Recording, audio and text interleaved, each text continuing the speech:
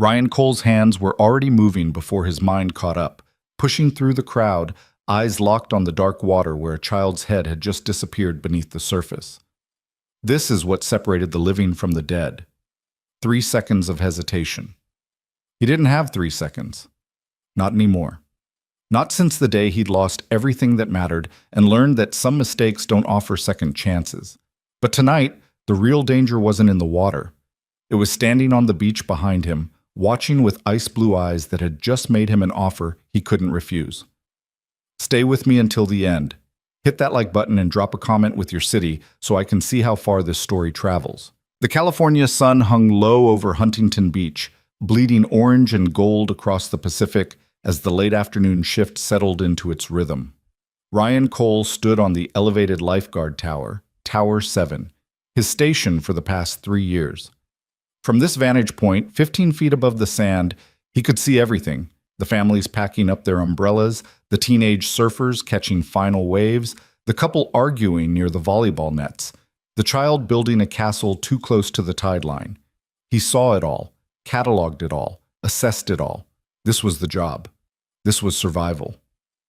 Ryan was 34 but looked older in the right light, younger in others. The sun had weathered his face into something carved rather than aged, and his body remained what it had always been: functional, strong, built for purpose rather than show. His dark hair, slightly too long, constantly falling into his eyes, gave him an accidental dishevelment that some of the beach regulars found charming. He didn't notice. Charm wasn't on his radar anymore. Below him, the radio crackled. "Tower 7, you copy?" Ryan lifted the handset. "Copy. Go ahead." "Shaw wants to see you. Main station. End of shift." A pause. Ryan's jaw tightened imperceptibly. "Copy that." Madeline Shaw, his supervisor. The woman who'd spent the last 6 months making his life simultaneously easier and impossibly complicated. He returned his attention to the water, but his mind had already shifted. Madeline Shaw was 41, though she moved like someone a decade younger. Former Olympic swimmer, 2 silvers and a bronze from Sydney, career ended by a catastrophic knee injury during the Athens trials. She'd washed up on this beach 5 years ago, taking a supervisor position that was technically beneath her qualifications but seemed to be exactly what she needed: structure, ocean, distance from the life she'd lost. She was beautiful in a way that made men stupid. Sharp cheekbones, ice-blue eyes that missed nothing, blonde hair she kept pulled back in a ruthlessly efficient ponytail. But it was her mouth that told the real story. A soft, full lower lip that contradicted everything else about her, a vulnerability she couldn't quite discipline away. Ryan had noticed. Of course he'd noticed. He noticed everything. It was how he stayed alive, how he kept his daughter safe, how he navigated a world that had proven itself unreliable in the most devastating way possible. The shift ended at 6. Ryan climbed down from the tower, his shoulders carrying that specific fatigue that came from 6 hours of sustained vigilance. Other guards could relax between incidents. Ryan never relaxed, couldn't afford to. The main station sat at the center of the beach, a 2-story structure that housed equipment, offices, and the coordination hub for the entire stretch of coastline. Ryan entered through the side door, nodding to Marcus, a younger guard who was filling out incident reports. "She's waiting in her office," Marcus said, his tone suggesting he knew something Ryan didn't. "Good luck, man." Ryan ignored the implication and headed upstairs. Madeline's office was small, organized with military precision, and decorated with exactly 3 personal items: a framed photo of her standing on an Olympic podium, a shelf displaying her medals, and a single postcard from Barcelona tucked into the corner of her bulletin board. Ryan had studied this room during previous meetings, learning it the way he learned everything, systematically, looking for patterns, understanding the person through their environment. She was standing at the window when he entered, arms crossed, looking out at the darkening beach. She didn't turn. "Close the door, Cole." He did.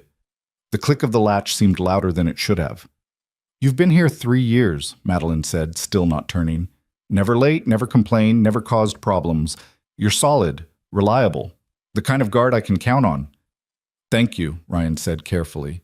"This didn't feel like a performance review. You're also completely wasted on Tower 7. Now she turned and those blue eyes locked onto him with uncomfortable intensity. You should be training new recruits, leading rescue drills. You have instincts that can't be taught. I'm fine where I am. I know you are. That's the problem. Madeline moved away from the window, perching on the edge of her desk. The late sun caught her profile, and Ryan forced himself to focus on her words, not the curve of her neck. You're hiding, Cole. I don't know from what, and frankly, it's not my business. But you're capable of more than you're giving. Ryan said nothing. This was an old argument, one they'd had in various forms since Madeline had taken over supervision. She saw potential. He saw risk. They were both right. There's a supervisor position opening, Madeline continued. North County. More responsibility, better pay. I'm recommending you for it.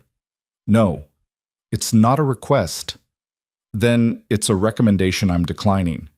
Ryan kept his voice level, professional. I appreciate the thought, but I'm not interested in advancement right now. Why not? Because advancement meant visibility, because visibility meant scrutiny, because scrutiny meant people asking questions about his life, his choices, his daughter, because he'd learned the hard way that the higher you climbed, the farther you fell, and he couldn't risk falling, not with Emma depending on him. Personal reasons, Ryan said. Madeline studied him for a long moment, and he had the uncomfortable sensation of being assessed by someone who saw more than he wanted to show. Finally, she pushed off the desk, moving closer. They were the same height.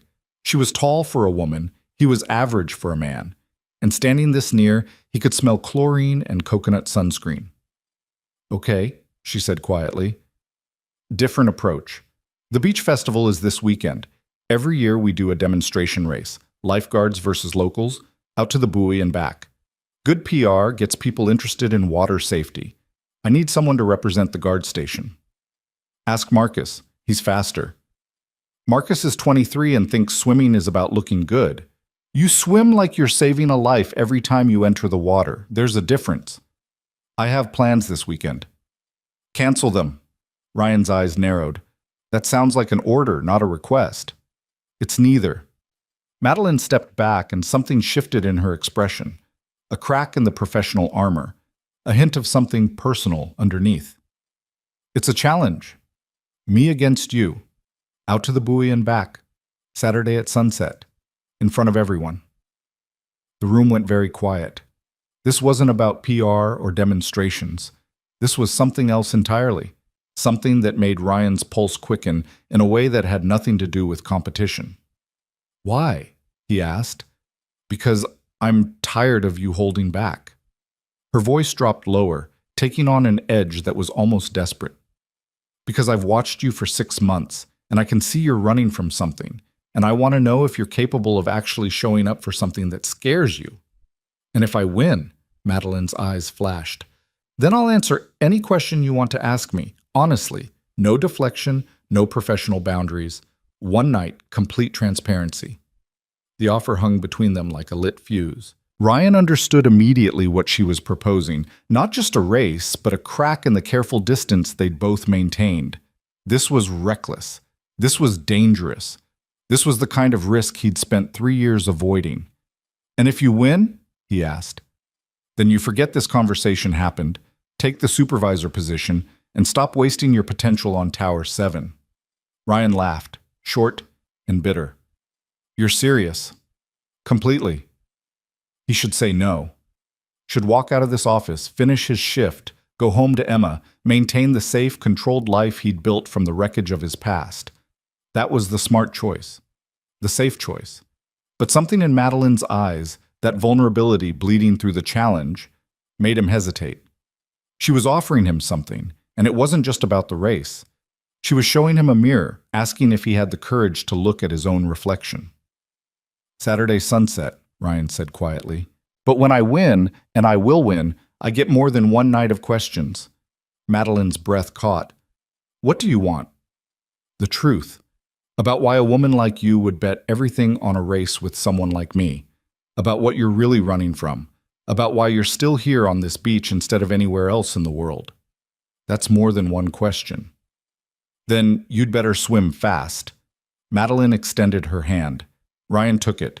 Her grip was strong, calloused from years of hard training, and the contact sent a shock of awareness through his system that he absolutely didn't need right now. "Saturday," she confirmed. "Don't make me regret this." Ryan left the office with his heart beating harder than it should have. Outside, the beach had emptied, the day crowd replaced by the evening crowd. Couples walking hand in hand, solo joggers, the hardcore surfers who stayed until the light died completely. He sat in his truck for 10 minutes, forehead against the steering wheel, before starting the engine. Emma would be waiting. His daughter, 7 years old, impossibly bright, the reason he got up every morning and the weight that pressed down on him every night. She was with Mrs. Chen, their neighbor, who watched her after school when Ryan's shifts ran late. The drive home took 20 minutes. Their apartment was small, 2 bedrooms, 1 bath, a kitchen barely large enough for a table, but it was clean, safe, and most importantly, it was theirs. Ryan had scrubbed every surface himself when they moved in, as if he could wash away the past with enough bleach and elbow grease. Emma met him at the door, launching herself at his legs with the full-body enthusiasm only a 7-year-old could manage. "Daddy, Mrs. Chen made dumplings and I helped fold them, but mine looked like blobs and she said that's okay because they taste the same anyway." Ryan scooped her up, breathing in the scent of her shampoo, strawberry, always strawberry. "Blob dumplings are the best dumplings. Did you save me any?" "Maybe. If you're nice to me." "I'm always nice to you. You made me eat broccoli yesterday." "That's because I love you, troublemaker." Emma giggled, and the sound temporarily pushed everything else out of Ryan's mind. The race, Madeline, the risk he'd just agreed to take.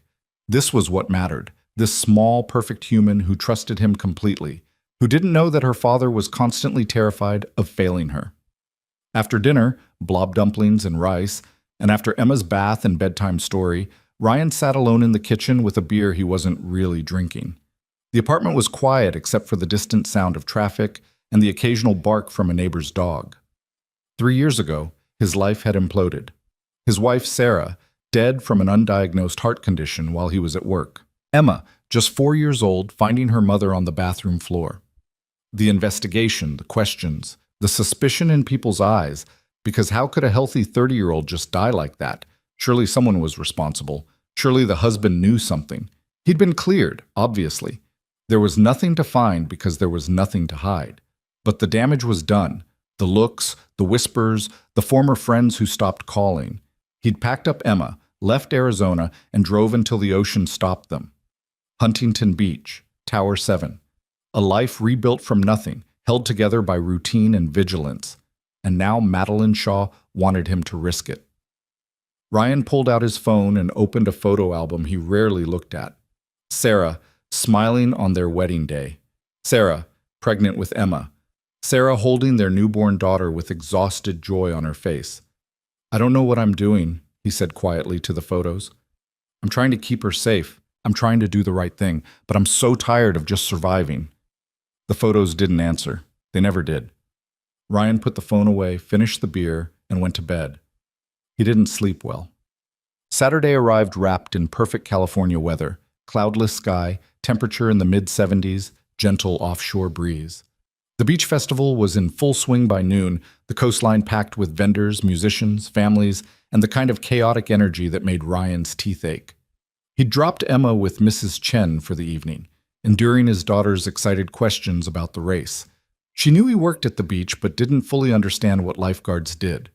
To her, Daddy just went swimming for his job, which sounded like the best job in the world. The race was scheduled for 6:30, time to catch the golden hour light that would make for good photos and social media content. Ryan arrived at 5, giving himself time to warm up and mentally prepare. Marcus found him stretching near the equipment shed. "Dude, you're really racing Shaw?" The younger guard looked genuinely shocked. "That woman's a machine. She still swims 2 hours every morning before shift. I've seen her times. She could probably still qualify for nationals." "Thanks for the confidence boost.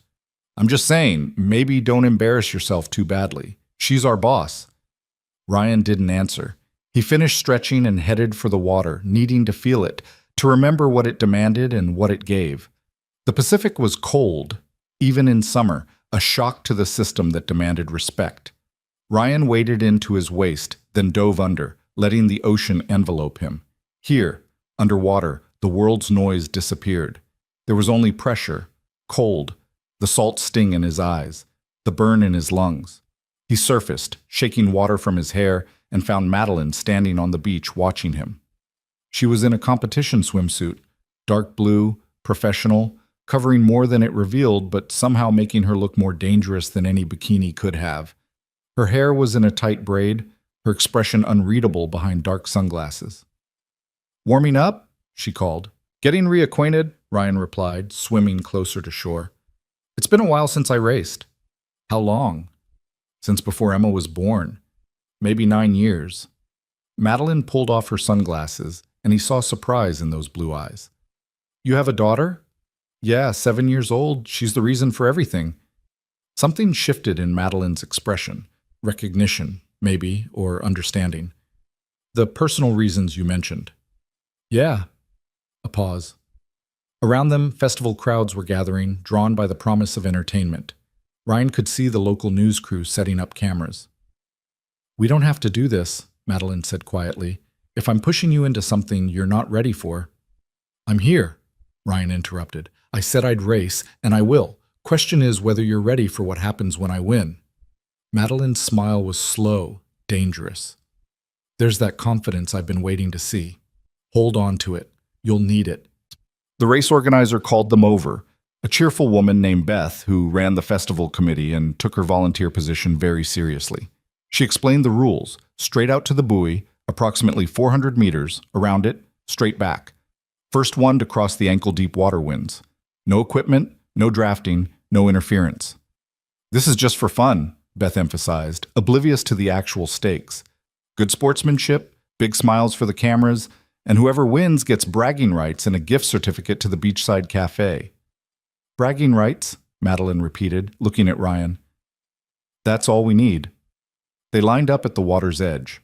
The crowd had grown, easily 200 people, maybe more. Ryan scanned them automatically, a habit, looking for Emma even though he knew she wasn't there. The starting horn blew.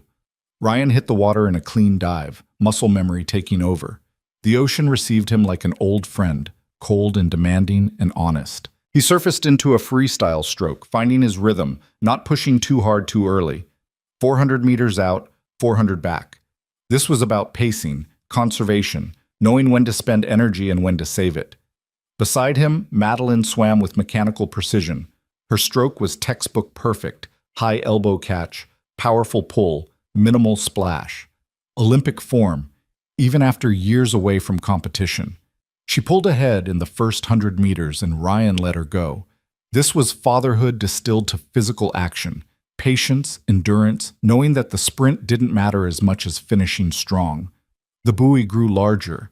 Ryan could hear Madeline's breathing now, quick and controlled. She reached it first, executed a perfect flip turn around it. Ryan followed 5 seconds behind, and that's when he made his move. The return journey was where everything changed. Madeline's perfect form started breaking down. A slight hesitation in her stroke, a different breathing pattern. The old injury, Ryan realized. Her knee was compensating for strain her body couldn't quite handle anymore. He could pass her easily, could destroy her lead and her pride in one brutal surge. Instead, Ryan matched her pace, stayed close but not threatening, let her fight her own battle against her body's limitations. They were 100 meters from shore when Madeline faltered, just a half-second pause in her stroke, but enough. Pain, clearly visible in the way she caught her breath. Ryan pulled alongside her. "You good?" "Don't," she gasped.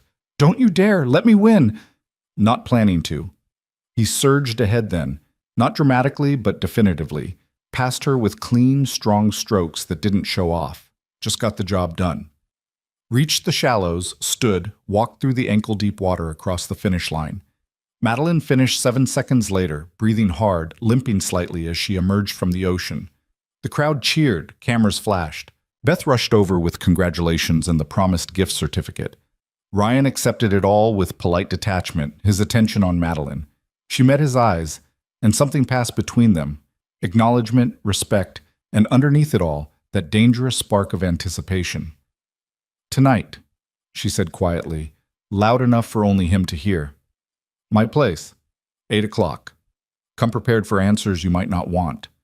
Then she walked away, limping slightly but with her head high, and Ryan understood that he'd just won more than a race. He'd won a truth he wasn't sure either of them was ready for. The rest of the festival passed in a blur. People congratulated him. Marcus slapped his back. The news crew asked for a brief interview, which Ryan deflected as politely as possible. He collected the gift certificate, answered questions about training routines he didn't actually have, and counted the minutes until he could leave. At 7:30, after checking on Emma one more time, she was already asleep, Mrs. Chen assured him, worn out from a day of playing. Ryan stood in his bathroom staring at his reflection.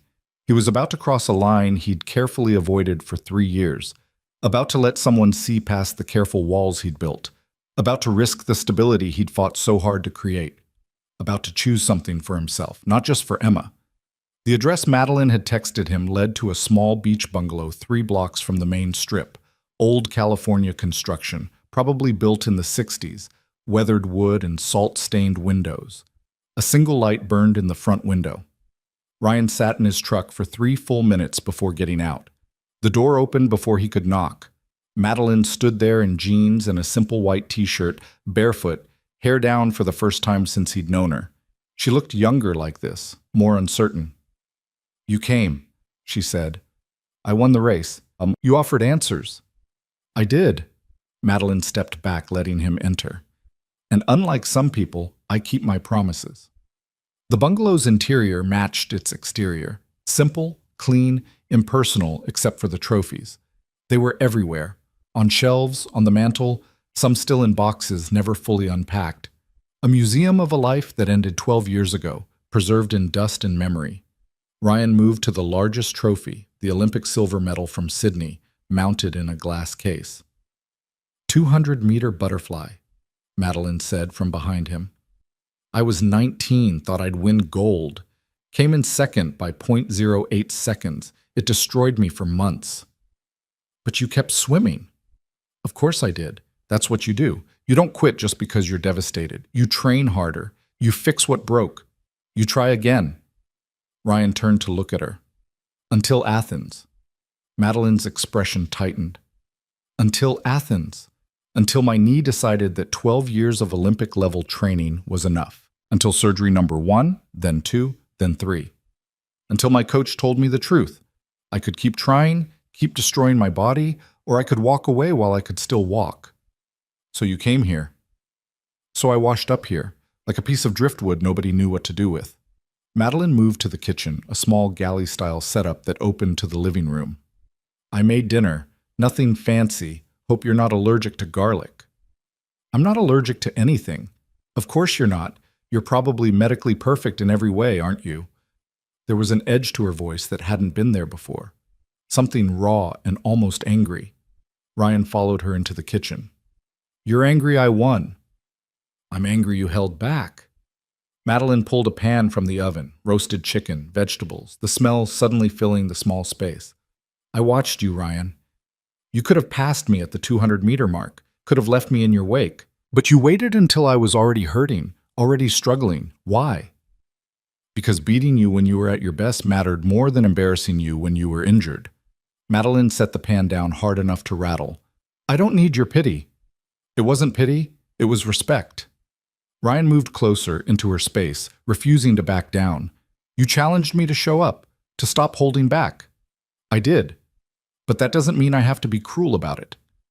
They stood like that for a long moment, tension crackling between them like static electricity. Finally, Madeline's shoulders dropped. "I'm not good at this," she said quietly. "At letting people see me like this. Vulnerable. Broken." "You're not broken." "My knee is." "Your knee is injured. You're something else entirely." Madeline looked up at him, and her eyes were bright with unshed tears. "You won the race. You get your answers. What do you want to know?" Ryan pulled out a chair at her small kitchen table. "Let's start with dinner. Then we'll get to the questions that brought me here."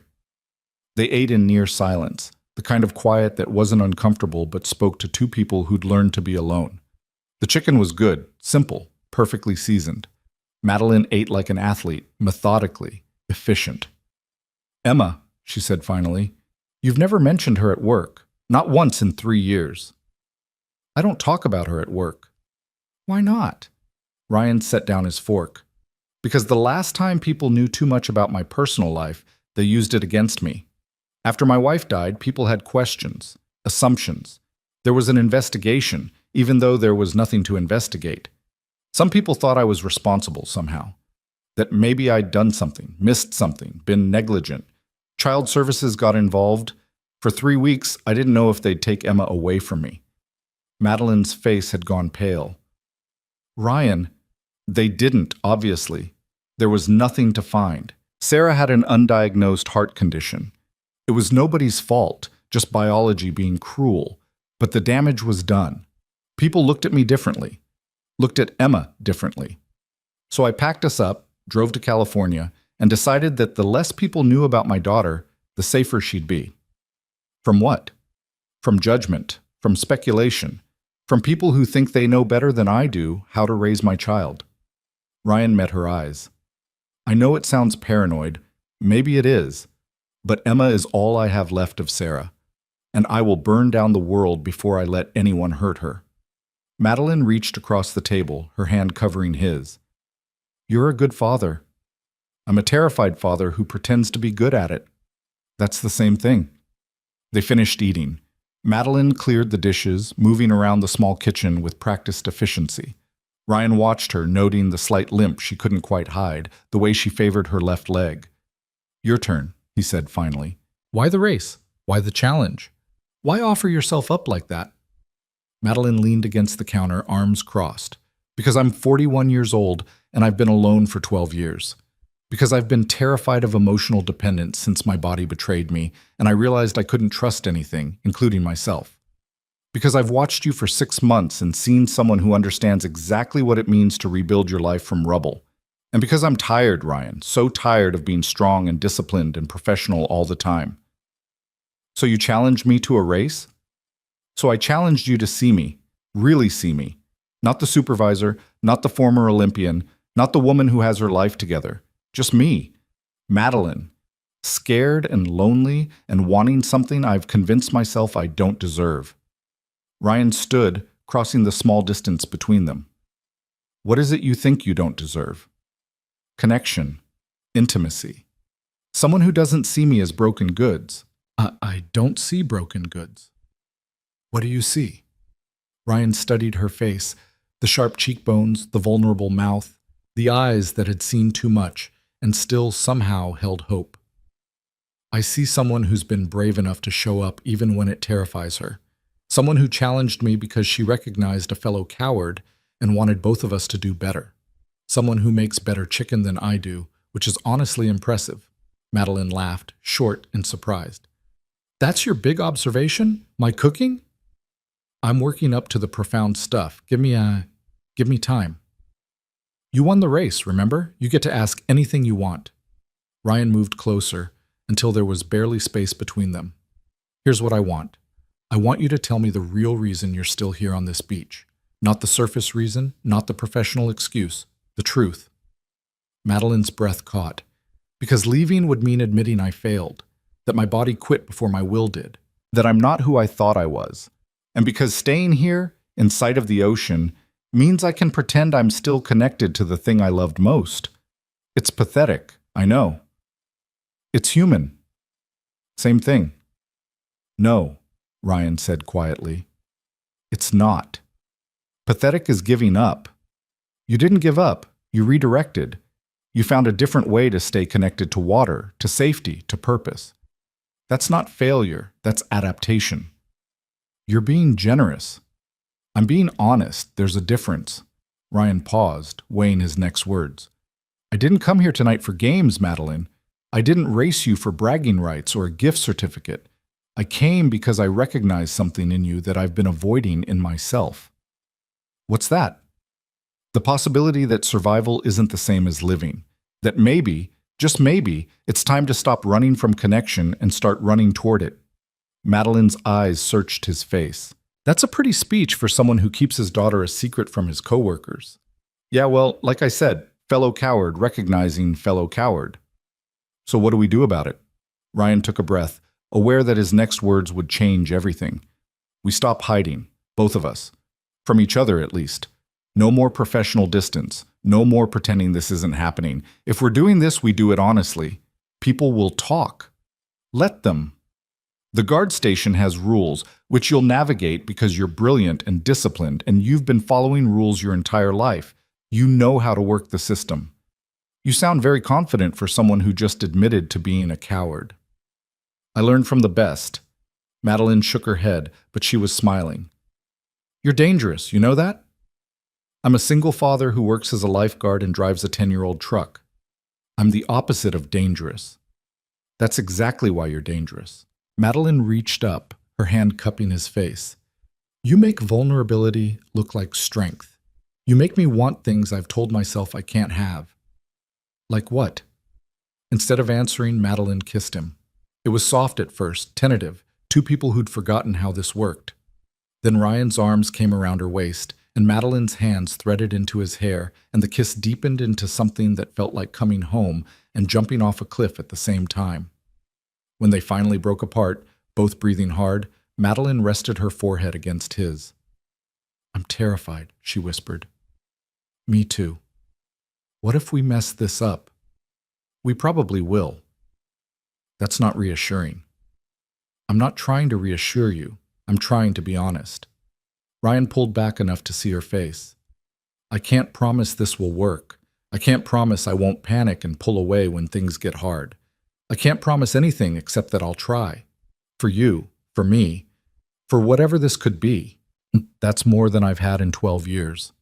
They stood like that, wrapped in each other, while outside the ocean kept its eternal rhythm, and inside both of them, something shifted, walls coming down, defenses lowering, the possibility of something real taking root in soil that had been barren for too long.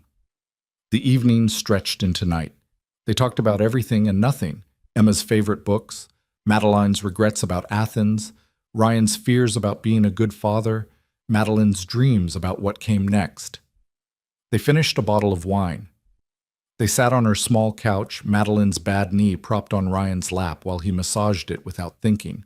Muscle memory from years of taking care of Sarah when she was pregnant. You're good at this, Madeline murmured, eyes half closed. Lots of practice. Tell me about her, Sarah. Ryan's hands paused, then continued their careful work. She was loud. That's what I remember most. Loud laugh, loud opinions, loud presence. She filled every room she entered. I was the quiet one, the background guy. She used to joke that she talked enough for both of us. You loved her. Yeah, I did. Still do, in a way. Not the same way, but she's Emma's mother. That love doesn't just disappear. I'm not asking you to forget her. I know. Ryan looked at Madeline, this woman who is brave enough to be vulnerable, strong enough to admit weakness. But I need you to know that moving forward doesn't mean forgetting. It means carrying the past while building something new. I can live with that. They kissed again, slower this time, deeper. Ryan felt Madeline's hands on his chest, tracing the line of his collarbone, testing boundaries. He caught her wrist gently. Not tonight, he said. Madeline pulled back, confusion in her eyes. Why not? Because I need to go slow. Because I haven't been with anyone since Sarah, and I need this to mean something beyond physical. Because Emma wakes up early and I need to be home before she realizes I was gone all night. Because you're a good man who thinks things through, Madeline finished. Okay, slow. I can do slow. Can you? I've been doing slow for 12 years. What's a little longer? Ryan stood, reluctantly pulling away from her warmth. I should go. Yeah, you should. But Madeline walked him to the door, their hands linked. Tomorrow? Tomorrow I have Emma all day. It's Sunday. We do pancakes and the beach and homework. Monday then, coffee before shift? Monday, coffee. Ryan paused at the door. Madeline?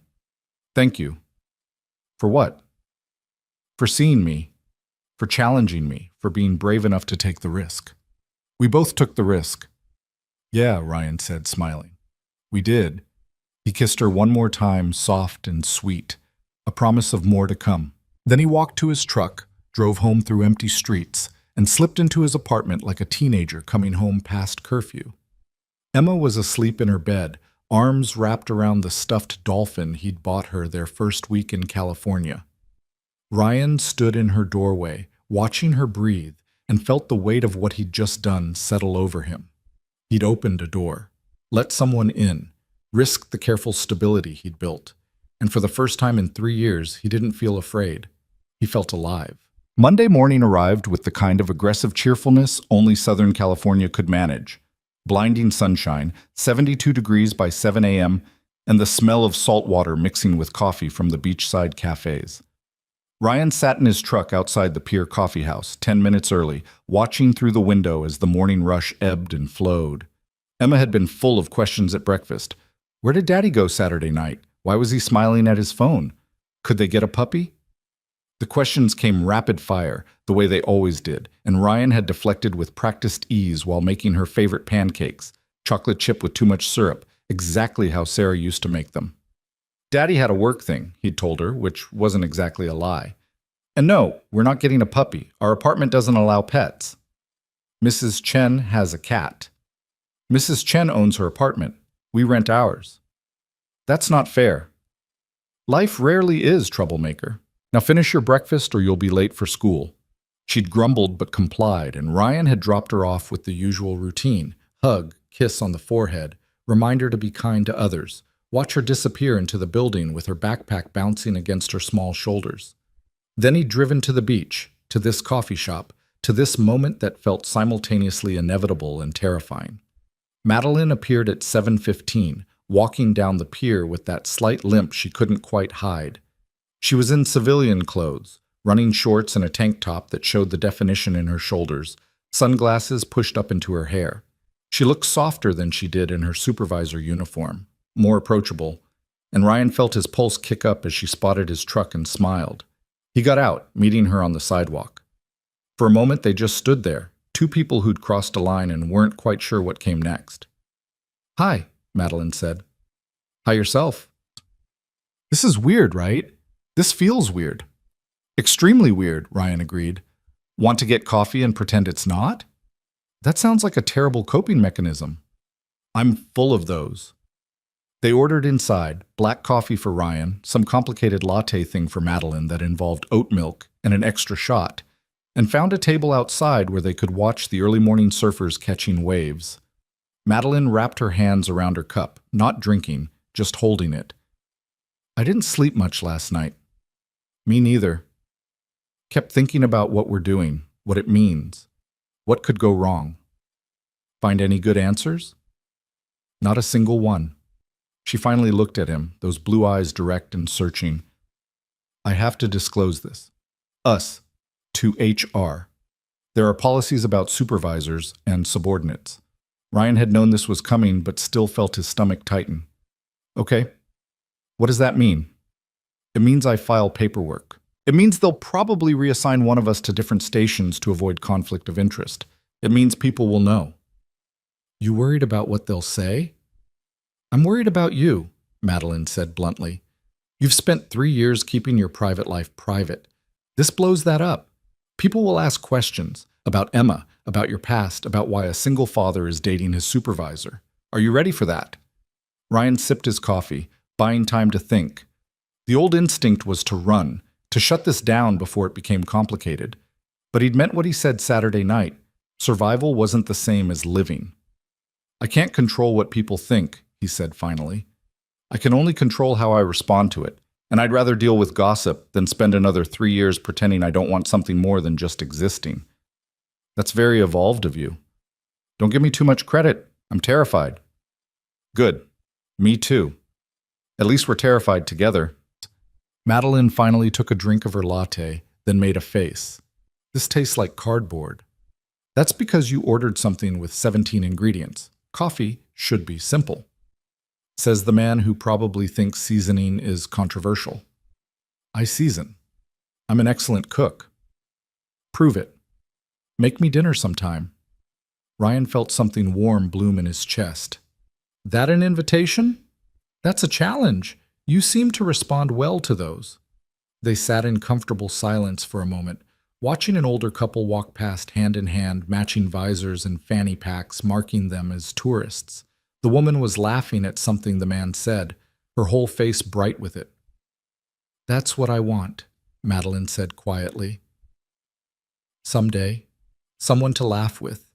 Someone who still wants to hold my hand when we're 70. That's a long-term goal. I'm an athlete. We think in 4-year cycles minimum. I'm a single father. I think in 20-minute increments between crises. Then we'll meet in the middle, 2-year plans. Think you can handle that?" Ryan looked at her, this woman who was brave enough to want things out loud, and made a decision.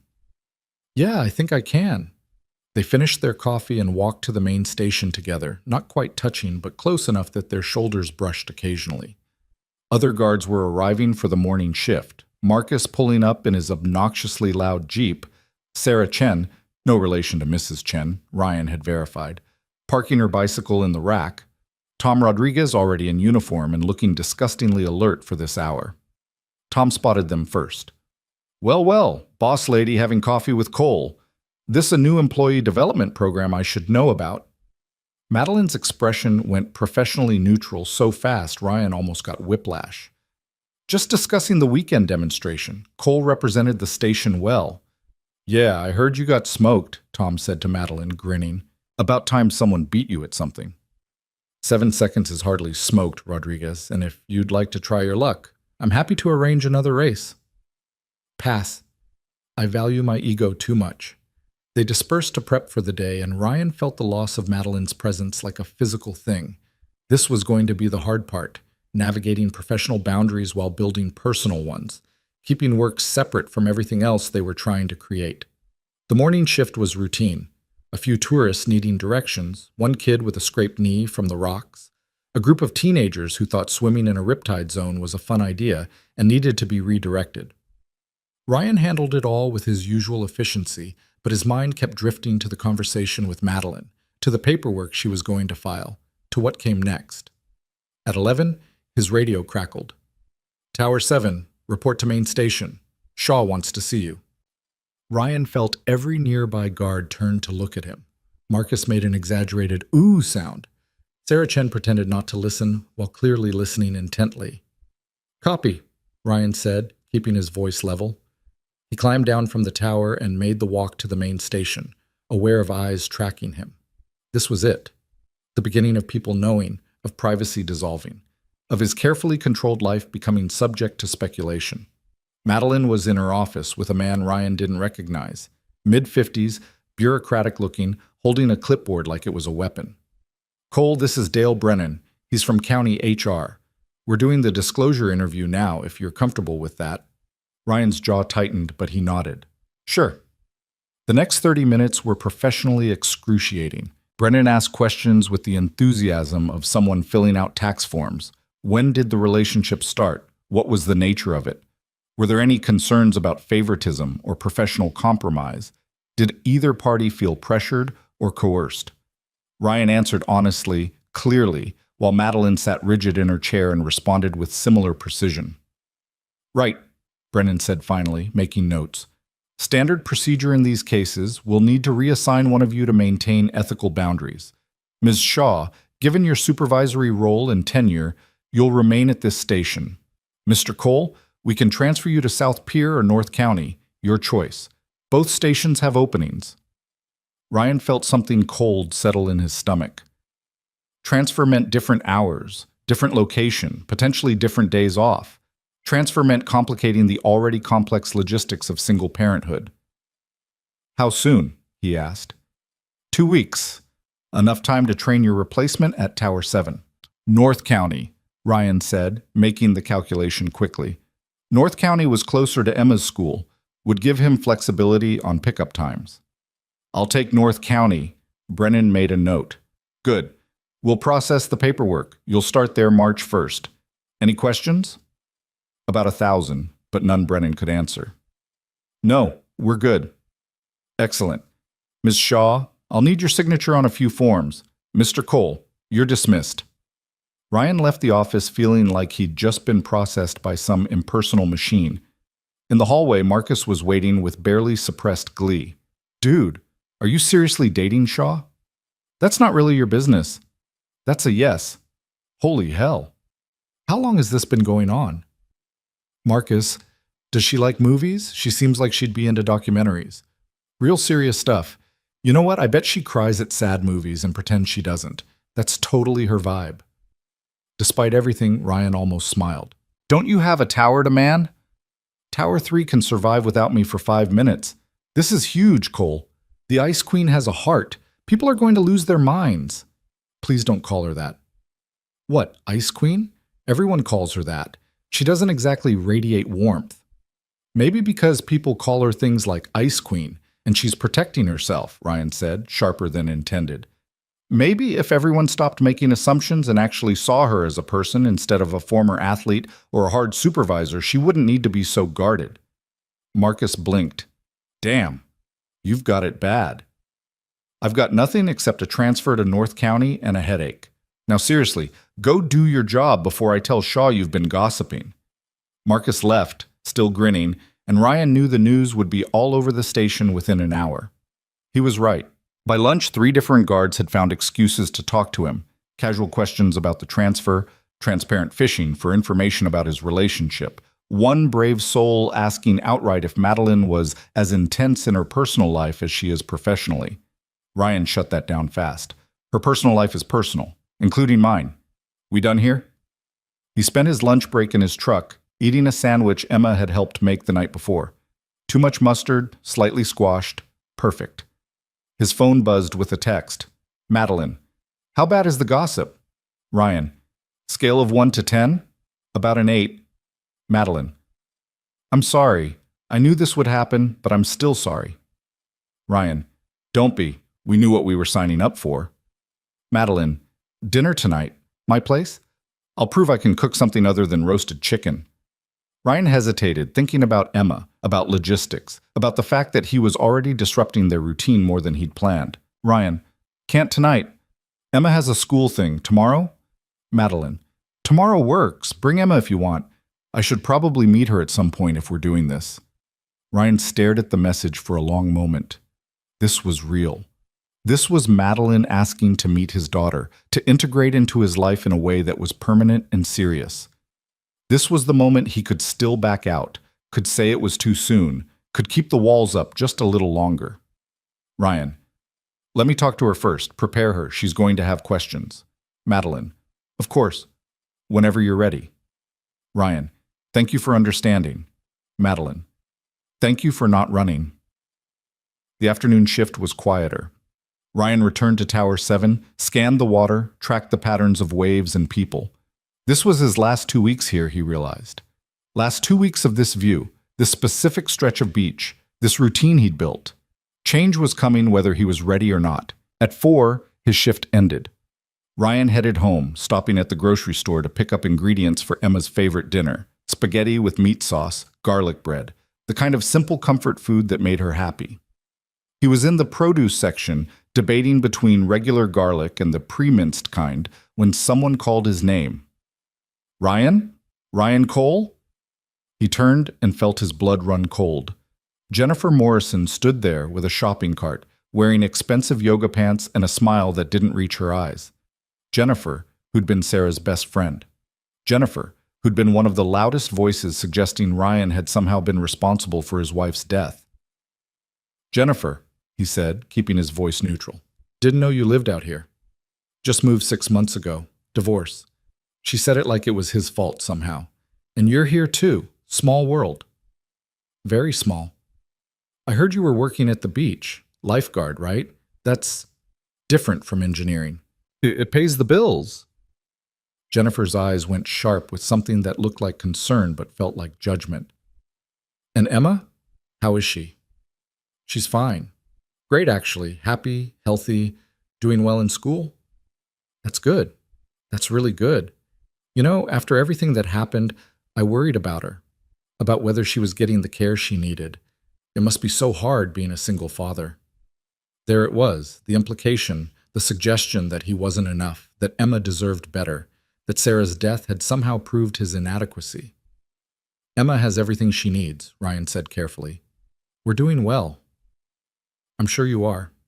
It's just, well, children need stability. They need consistency. They need a mother figure. Jennifer glanced at his empty ring finger. Are you seeing anyone? Because if not, I know several lovely women who might be. I appreciate the concern, but we're fine. Emma's fine. I need to finish shopping. He turned away before she could respond, abandoning the garlic entirely and heading for the checkout. His hands were shaking slightly as he loaded groceries onto the conveyor belt, rage and old hurt mixing into something toxic. This was what he'd been avoiding. This judgment, this assumption that he wasn't enough, that Emma needed rescuing from her own father. And now, with Madeline in his life, it would only get worse.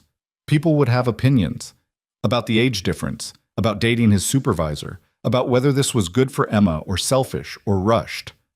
Ryan paid for the groceries, drove home, and sat in the parking lot for 5 minutes practicing the breathing exercises his grief counselor had taught him 3 years ago. In for 4, hold for 4, out for 4. Repeat until the anger faded into something manageable. Emma was waiting in Mrs. Chen's apartment, doing homework at the kitchen table. She looked up when Ryan entered, her face brightening instantly. Daddy, Mrs. Chen taught me how to write my name in Chinese. Look! She showed him a paper covered in careful strokes that might have been her name or might have been random characters. Ryan praised it enthusiastically, thanked Mrs. Chen, and carried Emma and her backpack home. While he cooked dinner, Emma chattered about her day.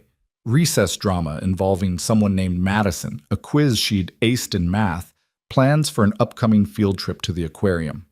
Ryan listened with half his attention, the other half still processing the encounter with Jennifer and what it meant. Over spaghetti, Emma grew quieter, studying him with the unnerving perception children sometimes displayed. Are you sad? She asked finally. No, baby. Not sad. Just thinking. About what? Ryan set down his fork. This was it, the moment to start preparing her, to begin integrating Madeline into their life in a way that was honest and age-appropriate. You know how sometimes daddies have friends who are grown-ups? Like Mr. Rodriguez from your work? Sort of, but different. I'm talking about a special kind of friend. Someone who's important to me in a different way. Emma's eyes went wide. Like a girlfriend? The word sounded strange in her 7-year-old voice, weighted with implications she didn't fully understand. Yeah, like a girlfriend. Would that be okay with you? If Daddy had a girlfriend? Emma was quiet for a long moment, twirling spaghetti on her fork with careful concentration. Would she be nice? Very nice. She's strong and smart, and she works with me at the beach. Does she like kids? I think so, but she doesn't have any of her own, so she's not used to them like I am. Would she try to be my new mommy? Ryan felt his chest tighten. No, sweetheart. Nobody's trying to replace mommy. Mommy will always be your mommy, even though she's not here anymore. This is different. How? It's like, you know how you have lots of different people in your life who care about you? You have me and Mrs. Chen and your teachers and your friends. Each person is special in their own way, right? This would be like that. Another person who cares about you, but in a different way than mommy did. Emma considered this with the seriousness only children could bring to complex emotional territory. Can I meet her? You want to? I want to know if she's nice, and if she likes spaghetti, because if she doesn't like spaghetti, I don't think we should trust her. Despite everything, Ryan laughed. That's a very reasonable standard. I'll make sure to ask. They finished dinner, did Emma's bath routine, read 2 chapters of the book they were working through, something about dragons and a girl who could talk to them. Emma fell asleep halfway through chapter 2, and Ryan sat on the edge of her bed for a long time, just watching her breathe. She was so small, so trusting, so dependent on him to make the right choices. Bringing Madeline into their life was a risk. What if it didn't work out? What if Emma got attached and then things fell apart? What if he was being selfish, choosing his own happiness over his daughter's stability? But then he thought about Madeline's question. What if survival wasn't the same as living? What if showing Emma that it was possible to rebuild after loss, to choose connection over fear, to risk being hurt in pursuit of something real? What if that was actually the better lesson? Ryan pulled out his phone and texted Madeline. Ryan, talk to Emma. She wants to meet you. Fair warning. She's going to judge you based on your spaghetti opinions. Madeline, I love spaghetti. Am I in? Ryan, provisionally, you're on probation. Madeline, I can work with that. When? Ryan, this weekend? Saturday afternoon? We usually go to the beach, but we could do something else. Madeline, the beach is perfect. I'll bring supplies for sandcastles. Do 7-year-olds still like sandcastles, or have I dated myself? Ryan, sandcastles are eternal. She'll love it. Madeline, I'm nervous. Ryan, me too. Madeline, we're a mess, aren't we? Ryan, the best kind. He put the phone away and went to his own room, but sleep didn't come easily. His mind kept cycling through scenarios. Emma meeting Madeline, the gossip at work, running into more people from his past, the transfer to North County, the 1,000 small ways this could all go wrong. But underneath the anxiety was something else. Something that felt like hope, like possibility, like the first warm day after a long winter. The week passed in a strange duality. At work, Ryan was hyper-aware of the looks, the whispers, the way conversation stopped when he entered the break room. Some guards were supportive. Sarah Chen gave him a thumbs up. Tom Rodriguez offered awkward but genuine congratulations. Others were less kind. Ryan heard midlife crisis muttered behind his back, heard speculation about whether he was taking advantage or whether Madeline was slumming it. He ignored it all with the practice of someone who'd weathered worse. Meanwhile, Madeline maintained perfect professionalism at work, but texted him throughout each day, stupid observations about difficult beachgoers, photos of pelicans stealing someone's lunch, questions about Emma's favorite colors and foods and activities. She was trying, Ryan realized, trying to know his daughter before meeting her, trying to get this right. Friday night, Ryan couldn't sleep. He got up at 2 a.m. and found himself standing in the living room, looking at the photos he kept on the bookshelf. Sarah smiling on their wedding day. Sarah pregnant. Sarah holding newborn Emma. I think you'd like her, he said quietly to the photos. Madeline, I mean. She's nothing like you, quiet where you were loud, controlled where you were spontaneous. But she's good. She's real. And she makes me want to try again. The photos didn't answer, but Ryan felt something settle in his chest anyway. Permission, maybe, or just acceptance that moving forward didn't mean forgetting. Saturday arrived bright and clear. Ryan woke Emma early, helped her pick an outfit. She chose her favorite purple swimsuit with the dolphins on it and her pink shorts, and made pancakes while she bounced around the kitchen with excess energy. Is today the day I meet your girlfriend? She asked for the 17th time. Yes, today is the day. But Em, remember what we talked about? She's not trying to replace Mommy. She's just another person who cares about me in a different way. I know, Daddy. You told me like 100 times. Just wanted to make sure you understood. I understand. Can we bring the good buckets? The ones with the starfish on them? We can bring whatever you want. They loaded the truck with beach gear. Towels, buckets, shovels, sunscreen, the small cooler with juice boxes and snacks. Emma insisted on bringing her collection of plastic sea creatures just in case they were needed for sandcastle decorating. Ryan didn't argue. The drive to the beach took 15 minutes. Emma sang along to the radio, making up words when she didn't know the real ones. Ryan's hands were tight on the steering wheel, and he had to consciously relax his grip. Madeline was waiting in the parking lot, leaning against her car with studied casualness. She'd dressed carefully, board shorts and a simple tank top, hair in a braid, sunglasses hiding her eyes. In her hands, she held a bag that Ryan could see was full of serious sandcastle equipment. That her? Emma whispered loudly from the back seat. That's her. She's pretty. Yeah, she is. Ryan parked and got out. Madeline straightened, pulling off her sunglasses, and her nervousness was so visible that Ryan felt his own anxiety lessen slightly. They were both terrified. That somehow made it better. Hi, Madeline said. Hi. Ryan opened the back door and helped Emma out. Em, this is Madeline. Madeline, this is Emma. Emma looked up at Madeline with unabashed curiosity. Do you like spaghetti? Madeline blinked, thrown by the question, then smiled, a real smile, unguarded and warm. I love spaghetti. It's one of my top 5 foods. What are the other 4? Pizza, chocolate, fresh bread with butter, and really good tacos. What are yours? Pancakes, macaroni and cheese, chicken nuggets in dinosaur shapes, and ice cream. And spaghetti. That's 5. I have 5 too. Excellent choices. Want to see what I brought for sandcastles? Madeline opened her bag, revealing professional-grade sandcastle molds, tools, and what appeared to be a small spray bottle for water detail work. Emma's eyes went huge. That's so cool. Can we make a really big castle with towers and a moat?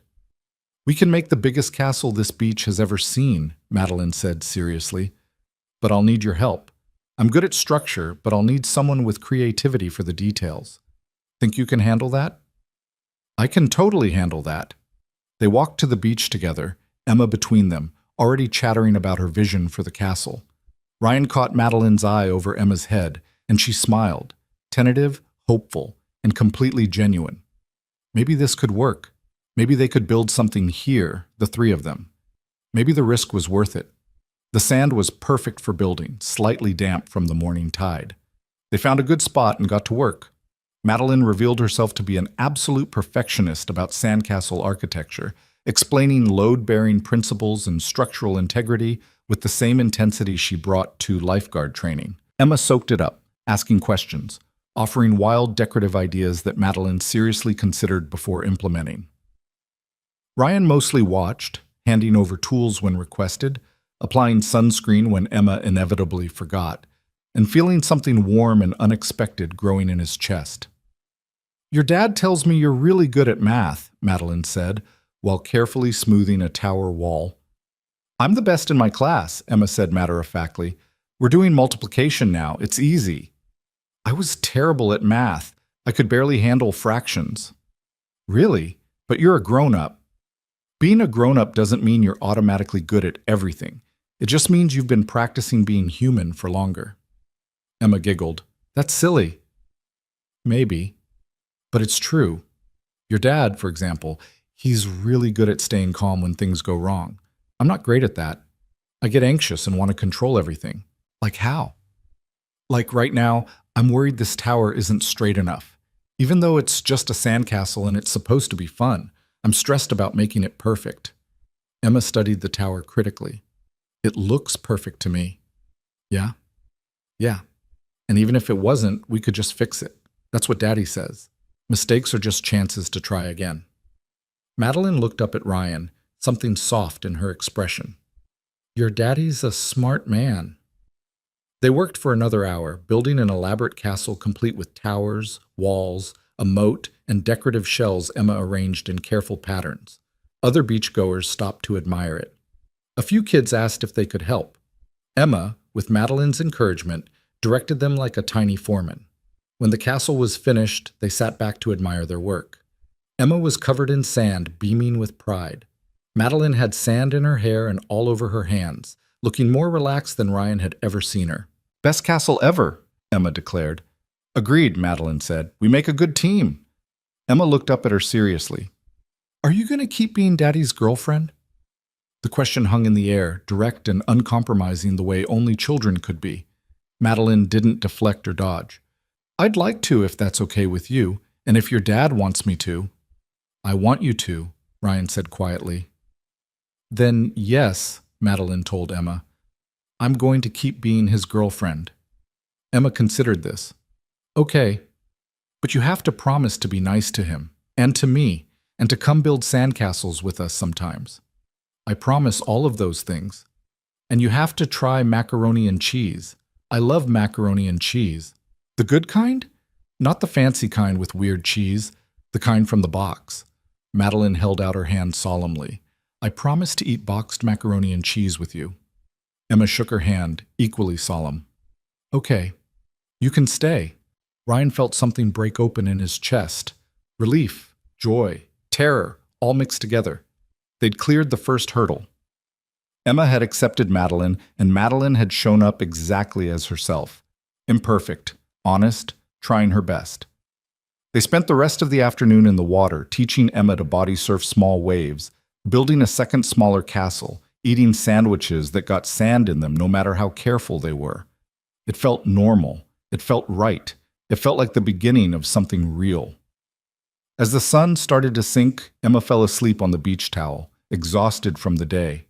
Ryan covered her with a light blanket and sat beside Madeline, their shoulders touching. "Thank you," he said quietly. "For what?" "For being honest with her, for taking her seriously, for not trying to be something you're not. She's a great kid, Ryan. You've done an incredible job with her. I'm terrified every single day that I'm screwing it up. That's how you know you're doing it right." Madeline leaned her head on his shoulder.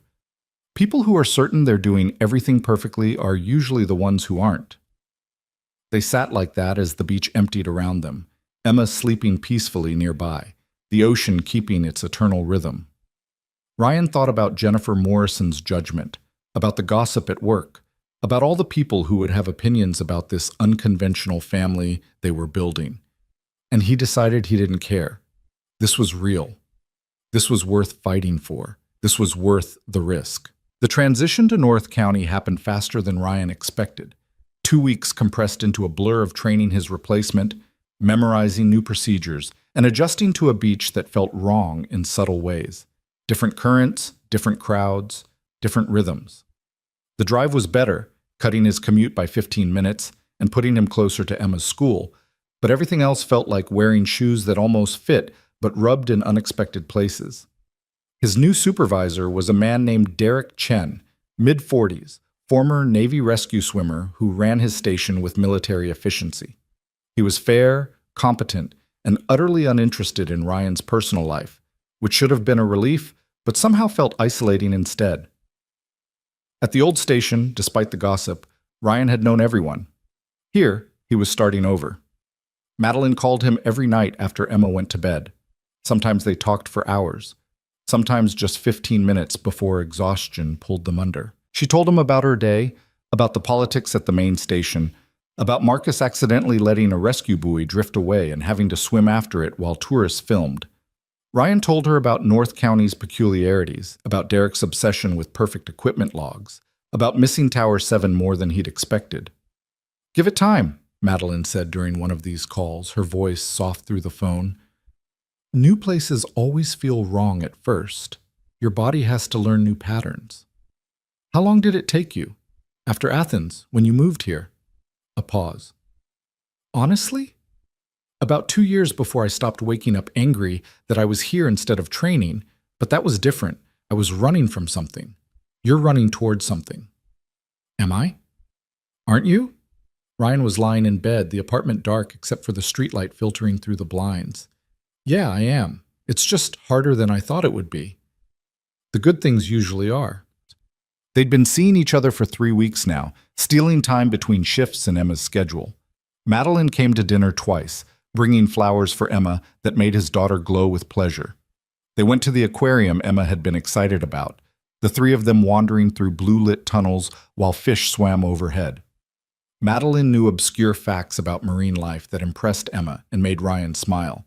She fit into their life with surprising ease, careful never to overstep, always asking Ryan before making plans that involved his daughter. But they hadn't been alone together, really alone, since that first night at her bungalow. The timing never worked. Emma's needs, work schedules, exhaustion.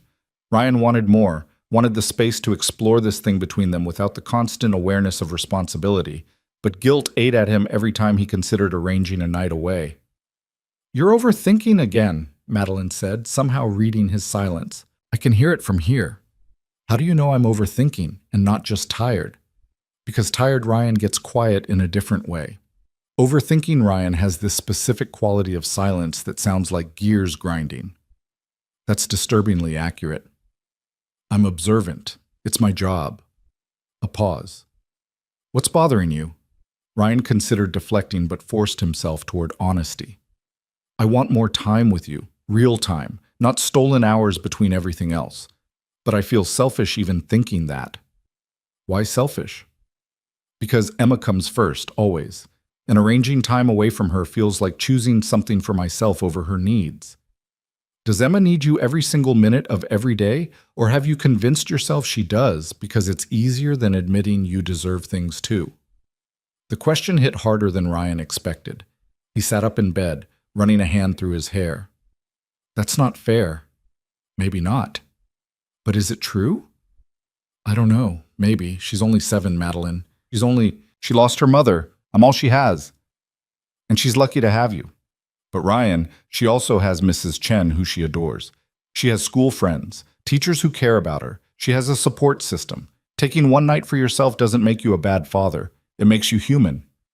Ryan was quiet, letting the words sink in. Somewhere down the hall, a neighbor's dog barked. A car alarm went off and was quickly silenced. I'll think about it, he said finally. That's all I'm asking. They talked for another 20 minutes about nothing important. A funny thing Emma had said, Madeline's ongoing war with the station's broken coffee maker, plans for the weekend. When they hung up, Ryan lay in the dark for a long time, thinking about sacrifice and selfishness and the blurry line between the two. The next morning, he dropped Emma at school and drove to North County for his shift. The beach was already filling up despite the early hour, spring break crowds, families claiming prime spots, teenagers with speakers blasting music that made Ryan feel approximately 90 years old. He was settling into Tower 3, his new station, when Derek's voice crackled over the radio. All units, we've got reports of a rip current developing off Sector 7. High surf advisory in effect through 1800 hours. Keep eyes sharp. Ryan acknowledged and scanned his section. The ocean looked deceptively calm, but he could see the telltale signs, the gap in the breaking waves, the darker water, the slight chop that indicated strong current beneath the surface. He grabbed the warning flags and headed down to post them, already calculating angles and entry points in case someone got caught. The morning passed in elevated tension. Ryan pulled 3 people out of the rip before it got serious, exhaustion starting to set in by noon. His replacement arrived for lunch break, and Ryan headed to the station house for food and water. His phone showed 2 missed calls from Emma's school. His heart stopped. He called back immediately. The school secretary answered on the first ring. Mr. Cole, we've been trying to reach you. Emma had an incident on the playground. The world narrowed to a pinpoint. What kind of incident? Is she hurt? She's okay, just shaken up. There was some pushing between students, and Emma fell. She scraped her knee and hit her head, though there's no sign of concussion. We'd like you to come pick her up if possible. I'm on my way. Ryan found Derek, explained the situation, and was in his truck within 5 minutes. The drive to Emma's school took 20 minutes that felt like hours. His mind conjured worst-case scenarios, serious injury the school was downplaying, trauma that would set her back, bullying that had escalated to violence. Emma was in the nurse's office when he arrived, sitting on the examination table with a bandage on her knee and red-rimmed eyes that said she'd been crying but had stopped. She launched herself at him the moment he entered. "Daddy!" Ryan caught her, doing a quick visual assessment, bandaged knee, small bump on her forehead, already developing into a bruise, but alert, responsive. Emma. "Hey, troublemaker. Heard you had some excitement." Madison pushed me. Emma's voice was small, hurt. She said I was being a show-off about my math homework and pushed me off the monkey bars. The nurse, a kind-faced woman in her 50s, handed Ryan an incident report. The other student has been disciplined. We take physical altercations very seriously. Emma's injuries are minor, but we wanted you to monitor her for the next 24 hours just in case. Standard head injury protocol. Ryan read through the report, rage simmering under his concern. Some kid had pushed his daughter hard enough to knock her off playground equipment. He wanted to find this Madison and her parents and have some very direct conversations about appropriate behavior. Instead, he thanked the nurse, signed the paperwork, and carried Emma to the truck. "Does it hurt?" he asked once they were on the road. "My knee does. My head just feels weird." "Weird how?" "Like there's a bump that shouldn't be there." "That's exactly what it is. You're very perceptive." Ryan glanced at her in the rearview mirror. "Em, what happened?" "The whole story." Emma was quiet for a moment, picking at the edge of her bandage. "We were doing math problems at recess. Mrs. Henderson lets us if we want to, and I finished mine really fast and was helping some other kids, and Madison said I was showing off and making everyone else look dumb. I said I wasn't, I was just helping, and she got mad and pushed me when I was climbing." "Did you tell a teacher?" "I told the playground monitor. That's when they called you." Ryan pulled into their apartment complex and parked. He came around to help Emma out, noting she was favoring her injured knee. "Okay, here's what's going to happen. We're going inside, I'm going to get you some ice for your head and your knee, and we're going to have a very serious talk about what happened today. Once inside, Ryan got Emma settled on the couch with ice packs and juice. He called work to explain he'd need the rest of the day off. Family emergency, Derek said it was fine, no problem. Then he called Mrs. Chen to let her know what happened in case Emma mentioned it later. Finally, he sat down with his daughter and had the hardest conversation a parent could have, about meanness, about jealousy, about how sometimes people lashed out when they felt small, and how that wasn't Emma's fault but was still something she'd have to navigate.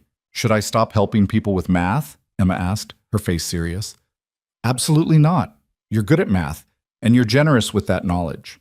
Don't make yourself smaller because someone else feels threatened by your light, but maybe be aware that not everyone will appreciate it, and that's their problem, not yours. That doesn't seem fair. It's not. A lot of life isn't fair, but we still have to figure out how to move through it with kindness. Emma thought about this while sipping her juice. Can Madeline come over?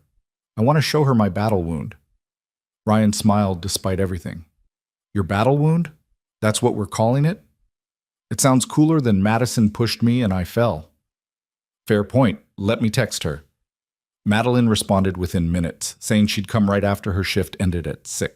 Ryan spent the afternoon with Emma, monitoring her for any signs of concussion, making her favorite comfort food, and letting her watch more television than he normally allowed. At 6:15, Madeline knocked on the door. She'd clearly come straight from work, still in her uniform shorts and polo shirt, hair wind-tangled from the beach. Her face showed concern the moment she saw Emma on the couch. I heard there was a warrior who needed visiting, she said, kneeling beside the couch. Can I see the battle wound? Emma showed her the bandaged knee with pride. I fell off the much. Very brave. And this? Madeline gently touched near the bruise on Emma's forehead. That's from hitting the ground. The nurse said I might get a black eye, but I don't think I will. I've had a few of those. They make you look tough. Madeline glanced up at Ryan, questions in her eyes. He gave a small nod. Later, they ordered pizza for dinner, and Madeline stayed to help with Emma's bedtime routine. She was careful not to overstep, following Ryan's lead, but her presence was comforting in a way Ryan hadn't expected. Having another adult there, someone who cared about Emma's well-being, someone to share the burden of worry with, it eased something tight in his chest.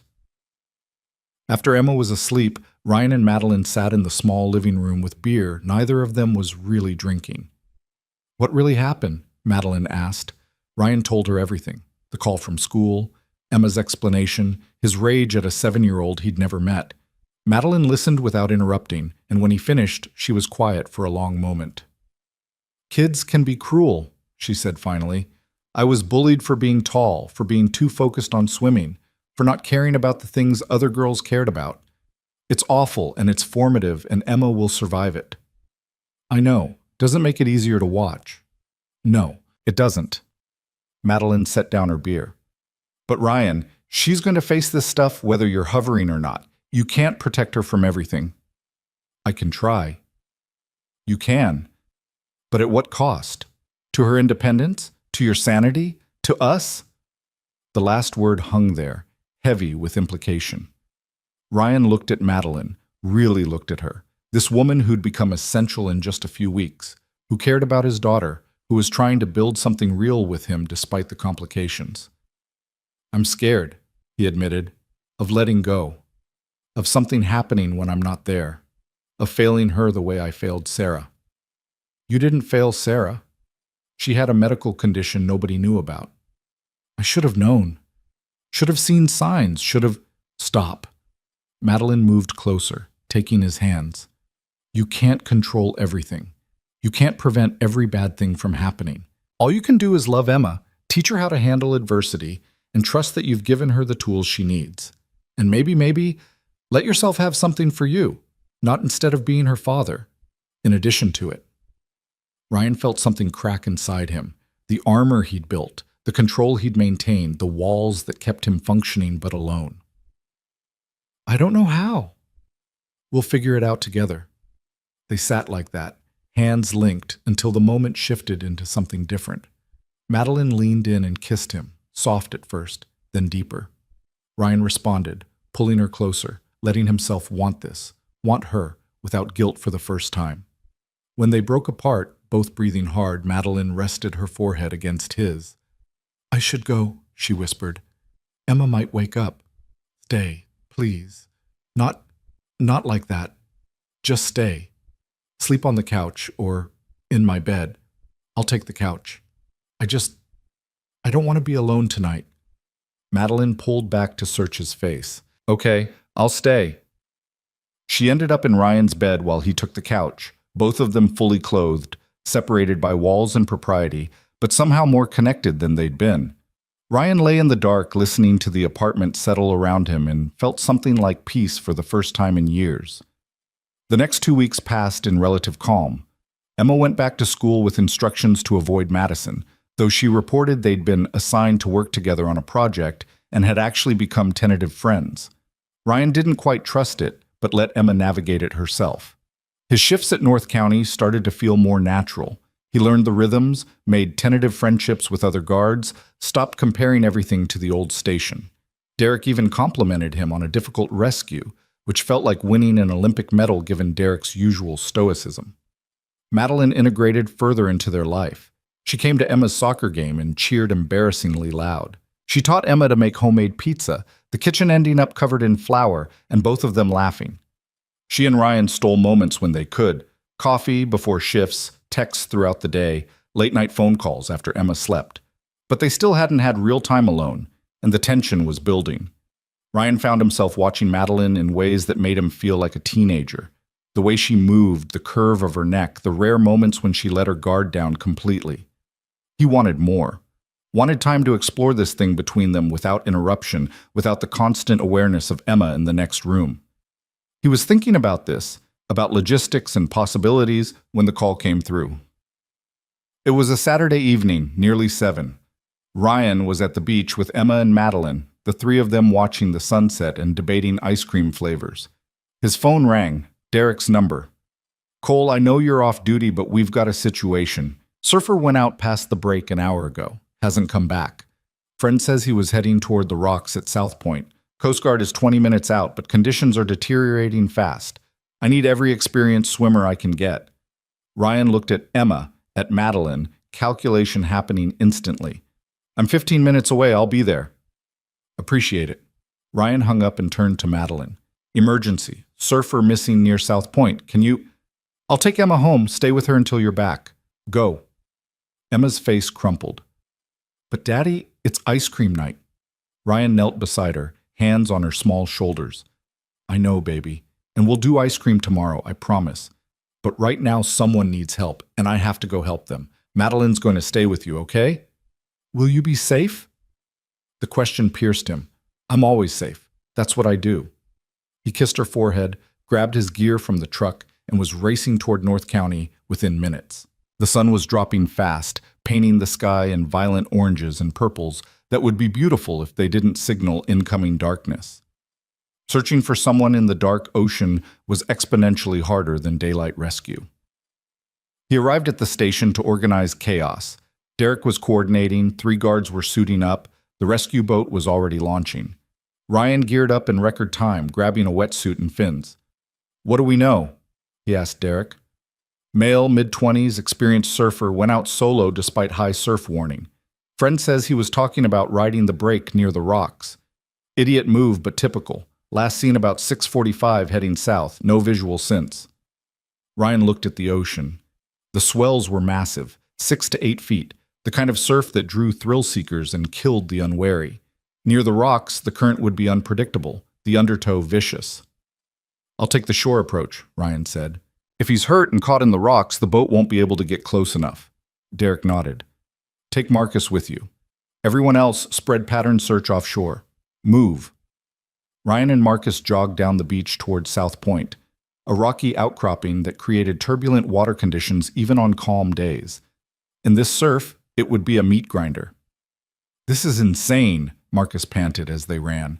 "Who surfs here in these conditions?" "Someone with more confidence than sense." Ryan was scanning the water, looking for any sign. A board, a flash of wetsuit, movement that didn't match the wave pattern. They reached the rocks as the last light faded. Ryan pulled on his fins and headed into the water without hesitation.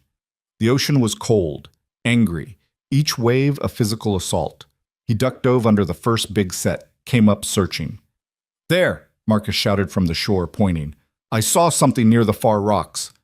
Ryan swam hard toward the indicated area, fighting current and surge. The water was violent here, each wave slamming him into rocks if he wasn't careful. He dove deep to avoid the worst of it, surfacing in the calmer eddy behind the main rock formation. And there he was, the surfer, wedged in rocks, barely conscious, his board leash tangled in kelp and rock. Blood streamed from a gash on his head, already diluted by seawater. "Hey!" Ryan shouted over the roar of surf. "Can you hear me?" The surfer's eyes flickered. "Leg. Stuck." Ryan got closer, assessing fast.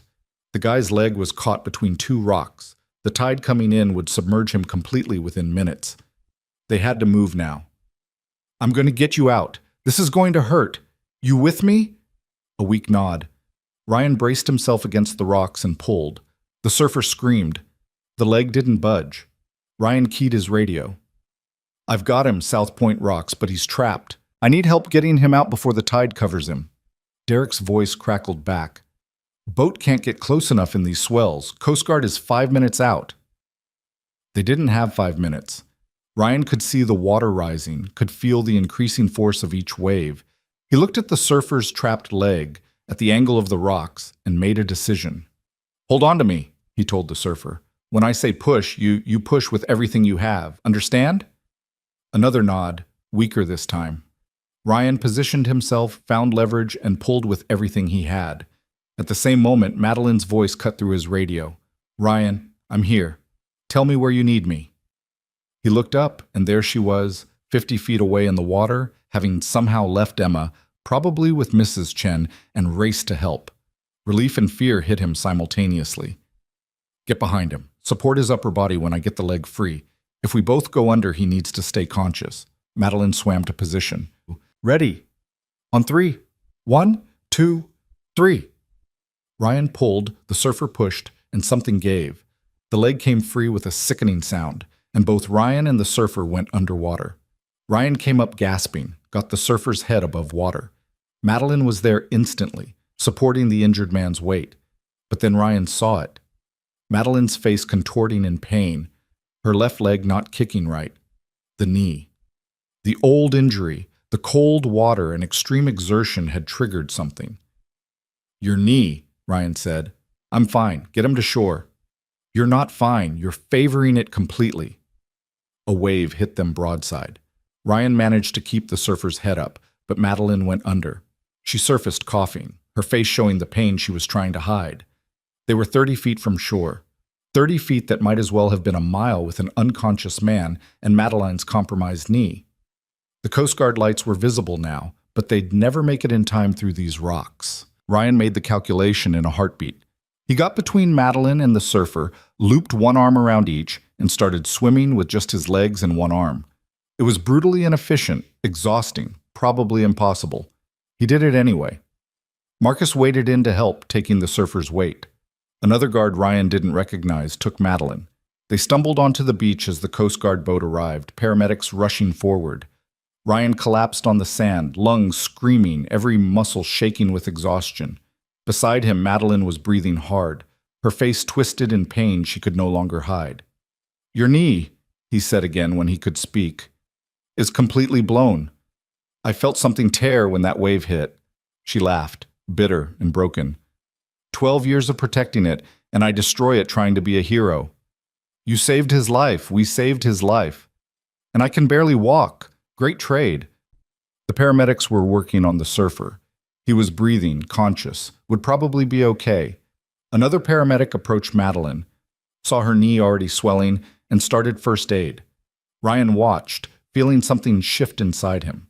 Madeline had risked everything to help him, to save a stranger, despite knowing it could destroy what remained of her athletic ability.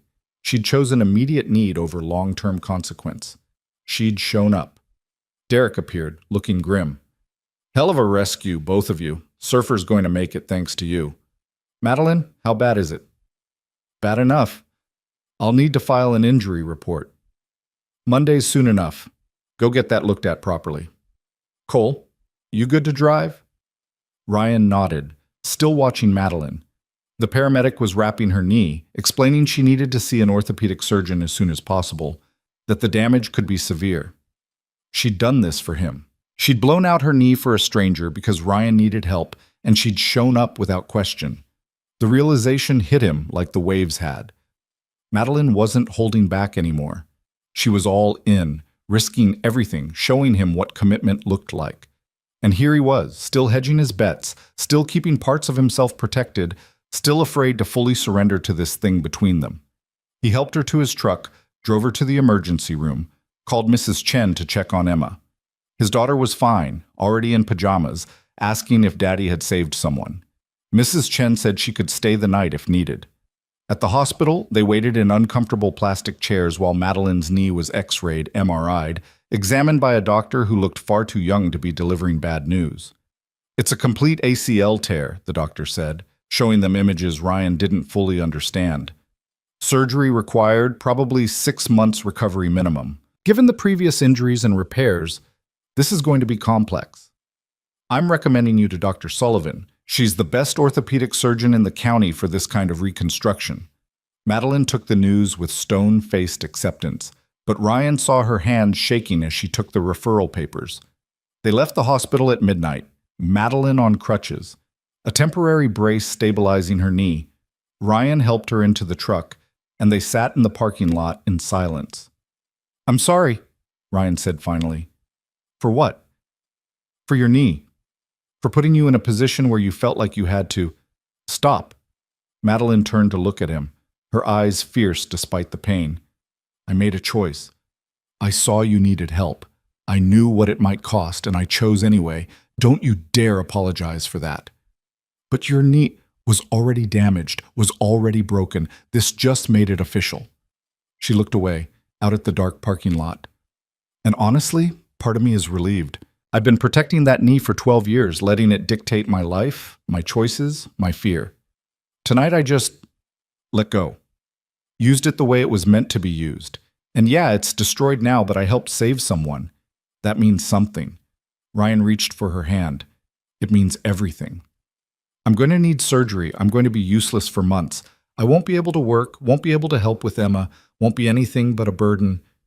"You could never be a burden. Never." Madeline's eyes filled with tears she'd been holding back. "I'm scared, Ryan. I've built my whole identity around being strong, being capable, being the one who saves people. What am I without that?" "You're Madeline. The woman who challenges me to be better. The woman who showed up for a stranger despite the cost. The woman Emma adores. The woman I'm falling in love with." The words came out before he could stop them, raw and true.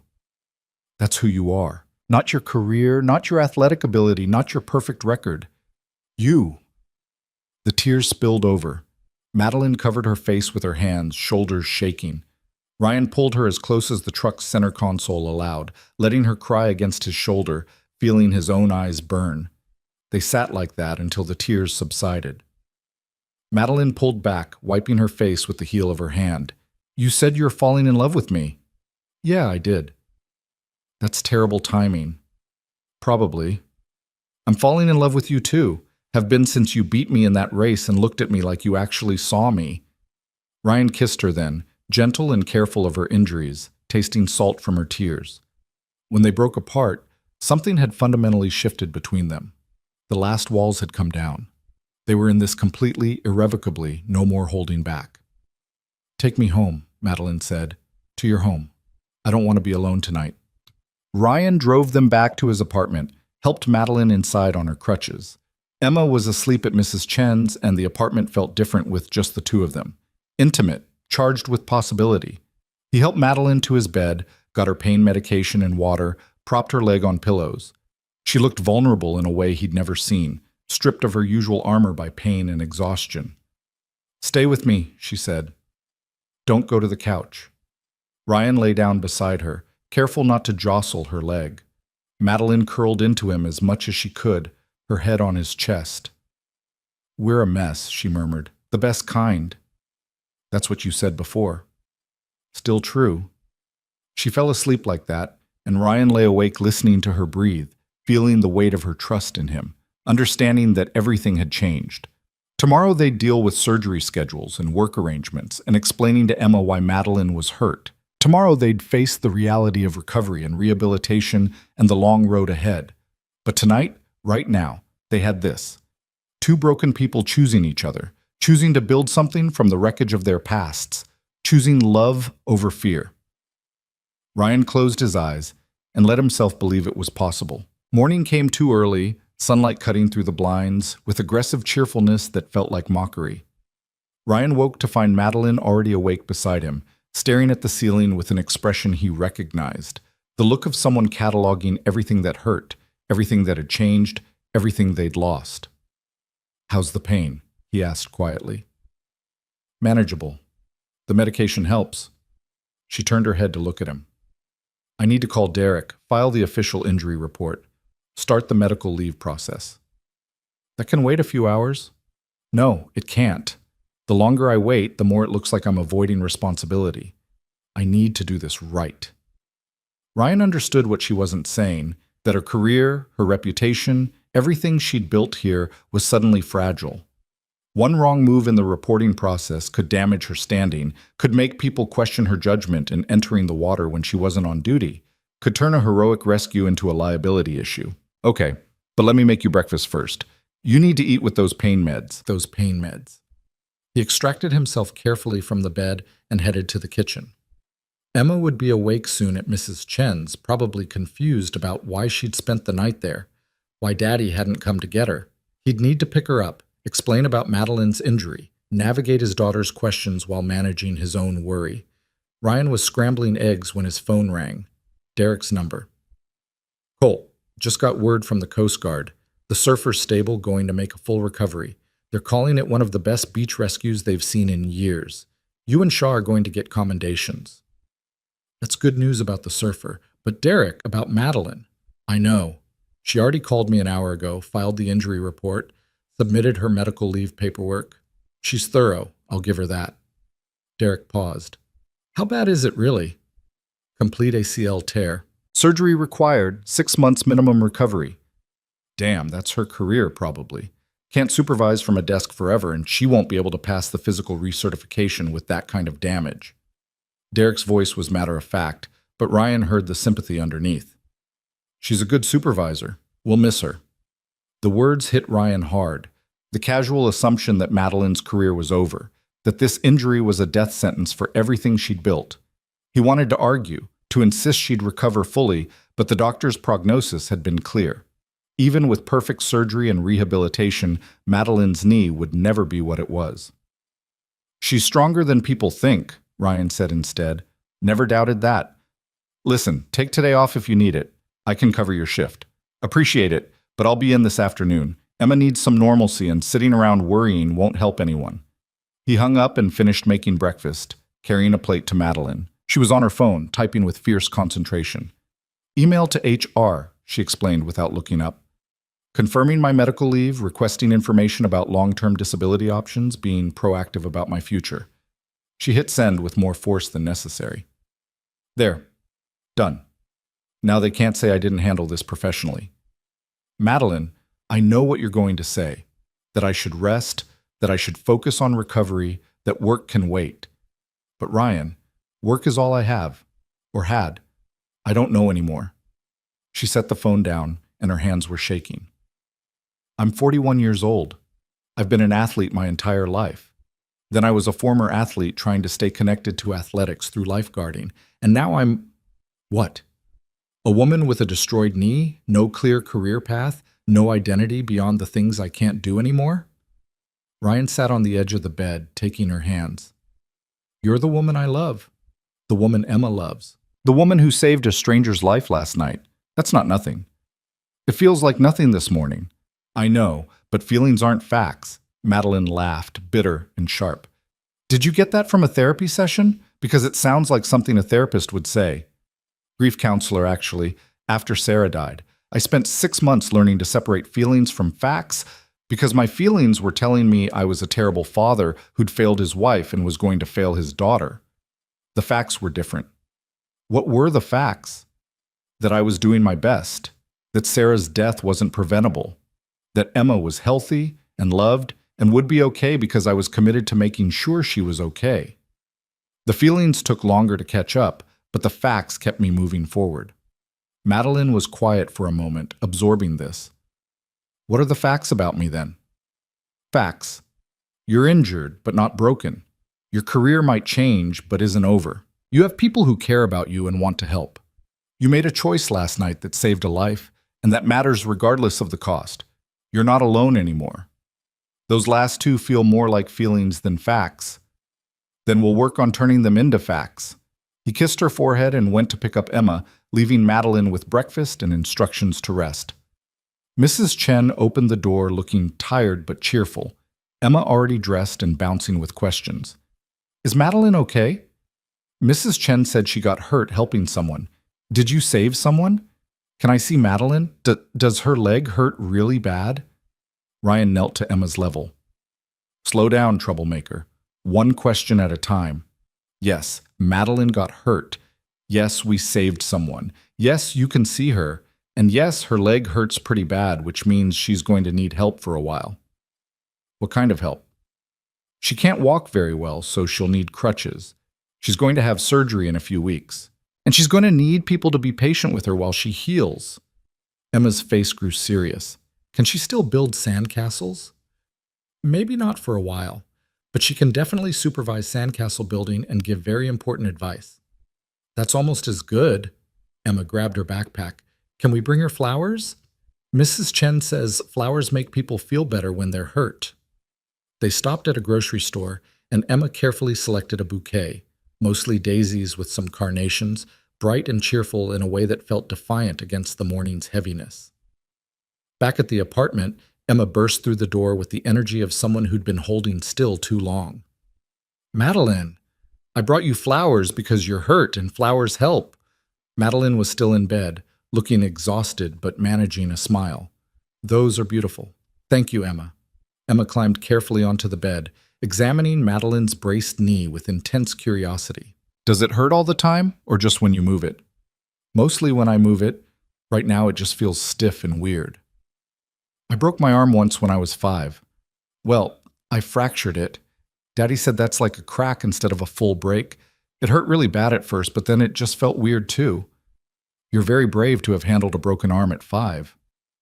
Daddy says being brave doesn't mean you're not scared. It means you do stuff even when you are scared. Were you scared last night? Madeline glanced at Ryan, something vulnerable in her expression. Yes, I was very scared, but your dad needed help, and the person in the water needed help, so I did it anyway. That's being brave, Emma confirmed with the absolute certainty of a 7-year-old. You're very brave. Can you still come to my soccer game next Saturday? I'll be there. Might be on crutches, but I'll be there. Emma beamed and launched into a detailed explanation of her soccer team's strategy, which seemed to involve a lot of running and very little actual strategy. Ryan made lunch while listening to Emma chatter, feeling the strange normality of the moment, his daughter talking, the woman he loved responding, the ordinary domestic scene that felt extraordinary given everything that had happened. After lunch, Ryan had to leave for his shift at North County. He felt guilty about it, about leaving Madeline alone, but she insisted she was fine and needed some space to process everything anyway. Emma stayed with Mrs. Chen again, and Ryan drove to work with his mind split between the beach and home. The shift was busy, spring break crowds, lots of tourists who didn't understand riptides, 3 minor rescues before 5 o'clock. But word had spread about the previous night's rescue, and Ryan found himself getting looks from other guards, comments about how intense it must have been, questions about Madeline's condition. Marcus cornered him during a break. Dude, is it true Shaw completely destroyed her knee? Like career-ending destroyed? That's not really my information to share. Come on, everyone's talking about it. The Ice Queen finally melted and it cost her everything. It's like tragic and romantic at the same time. Ryan's patience snapped. Stop calling her that. Her name is Madeline. She's a person, not a character in some story you're telling for entertainment. She got hurt helping save someone's life, and if you can't show some basic respect for that, we're done talking. Marcus held up his hands. Whoa, okay, my bad.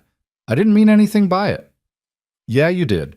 Everyone who calls her that means something by it. They mean she's cold, unapproachable, not fully human. And it's garbage. She spent years being professional and disciplined and good at her job. And instead of respecting that, people reduce her to a mean nickname. Ryan was aware he was probably overreacting, but couldn't stop. She deserves better than that. She's always deserved better. He walked away before Marcus could respond, needing distance before he said something he'd regret. His phone buzzed with a text from Madeline. Madeline. Just scheduled surgery, April 15th. Dr. Sullivan had a cancellation. Means 2 weeks of pre-op physical therapy to prepare, then 6 months recovery after. Ryan. That's fast. You okay with that timeline? Madeline. No, but waiting longer won't make it easier. Might as well get it over with. Ryan. I'll be there. For the surgery, the recovery, all of it. Madeline. You have Emma. You have work. You don't need to put your life on hold for me. Ryan. Not putting my life on hold. This is my life now. You're part of it. Deal with it. A long pause, then, thank you. The rest of the shift passed in a blur of routine emergencies and paperwork. Ryan got home at 8, exhausted and windburned, to find Emma already in pajamas and Madeline on the couch, with her leg elevated, looking like she was barely holding it together. Rough day? He asked gently. I tried to shower, couldn't manage it on crutches, ended up sitting on the bathroom floor crying like an idiot because I can't do basic self-care anymore. Madeline's voice was flat, defeated. This is going to be my life for 6 months, being helpless, being dependent, being a burden on everyone around me. Ryan sat beside her, careful not to jostle her leg. You're not helpless. You're injured. There's a difference. Not from where I'm sitting. Then let me help. Let me be here for this. Not because you're a burden, but because you matter to me and I want to help. I don't know how to let people help me. Then learn. We'll figure it out together. Over the next week, they established new patterns. Ryan moved Madeline into his apartment properly. Her clothes in his closet, her toiletries in the bathroom, her presence in every room. She protested that it was too fast, too much, too dependent, but he pointed out that her bungalow had stairs she couldn't navigate on crutches, and his apartment was ground floor and she needed help, and that was that. Emma adapted with the resilience children possessed, accepting Madeline's presence as natural and becoming fiercely protective of her injured knee. She made signs that said, "Be careful," and posted them around the apartment. She brought Madeline books from the library about people who overcame injuries. She sat with Madeline during pre-op physical therapy sessions, cheering encouragements that made the therapist smile. But the whispers continued. At work, Ryan heard fragments of conversation that stopped when he entered rooms. Someone mentioned Madeline's injury being convenient timing for getting out of the relationship, implying she'd faked the severity to avoid complications. Someone else suggested Ryan was only with her because he felt guilty about the rescue going bad. The rumors were stupid, baseless, and corrosive. Ryan tried to ignore them, but the accumulation wore on him. He was already stretched thin, working full-time, caring for Emma, helping Madeline with everything from showering to grocery shopping to managing her mounting medical bills. Adding gossip to the mix made everything feel impossible. 10 days before Madeline's surgery, everything came to a head. Ryan was at North County for an evening shift when Derek called him into the office.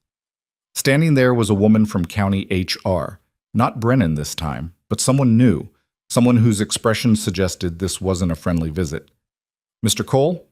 I'm Patricia Mendez from HR. We need to discuss some concerns that have been raised about your relationship with Ms. Shaw. Ryan felt cold settle in his stomach.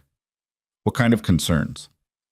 Several staff members have filed complaints suggesting that Ms. Shaw's injury occurred during an unauthorized rescue response while she was off duty and under the influence of emotional attachment to you. There are questions about whether her judgment was compromised, whether the rescue was necessary, whether county resources were appropriately utilized. The words hit like physical blows. That's insane. Madeline responded to an emergency. She saved someone's life. Her judgment was perfect. That may be true, but the appearance of impropriety is still problematic. We need to investigate whether Ms. Shaw's relationship with you created a situation where she took unnecessary risks that resulted in a career-ending injury and potential liability for the county. She took necessary risks. A man was drowning. She acted with the same courage and skill she's shown her entire career. The only reason anyone's questioning her judgment is because they can't stand that she's in a relationship with a subordinate. Mendez's expression didn't change. Be that as it may, we need to conduct a formal investigation. This means interviewing you, Ms. Shaw, other witnesses from that night. It also means that until the investigation concludes, we're recommending you maintain professional distance from Ms. Shaw to avoid further appearance of impropriety. Ryan laughed, sharp and bitter. Professional distance. She's living in my apartment. She's part of my daughter's life. She's having surgery in 10 days. You want me to abandon her because some people can't handle the idea that she's human? We're not asking you to abandon anyone. We're asking you to be mindful of how this looks and to cooperate with the investigation. And if I refuse, then we'll have to consider that lack of cooperation when making our determination about Ms. Shaw's employment status and potential liability. There it was, the threat. Cooperate or Madeline's career, her benefits, her entire professional future could be destroyed. Ryan wanted to rage, to throw Mendez out of the office, to tell the county exactly what they could do with their investigation. Instead, he forced himself to breathe, to think about Madeline, about what she needed. Fine, I'll cooperate. But this is harassment, and everyone knows it. Your cooperation is noted. We'll be in touch to schedule your interview. Mendez left, and Ryan stood in Derek's office trying to process what had just happened. Derek looked uncomfortable but sympathetic. For what it's worth, I think this is garbage. Shaw's one of the best supervisors I've worked with, and that rescue was textbook. But politics are politics, and someone's decided to make noise about this. Who filed the complaints?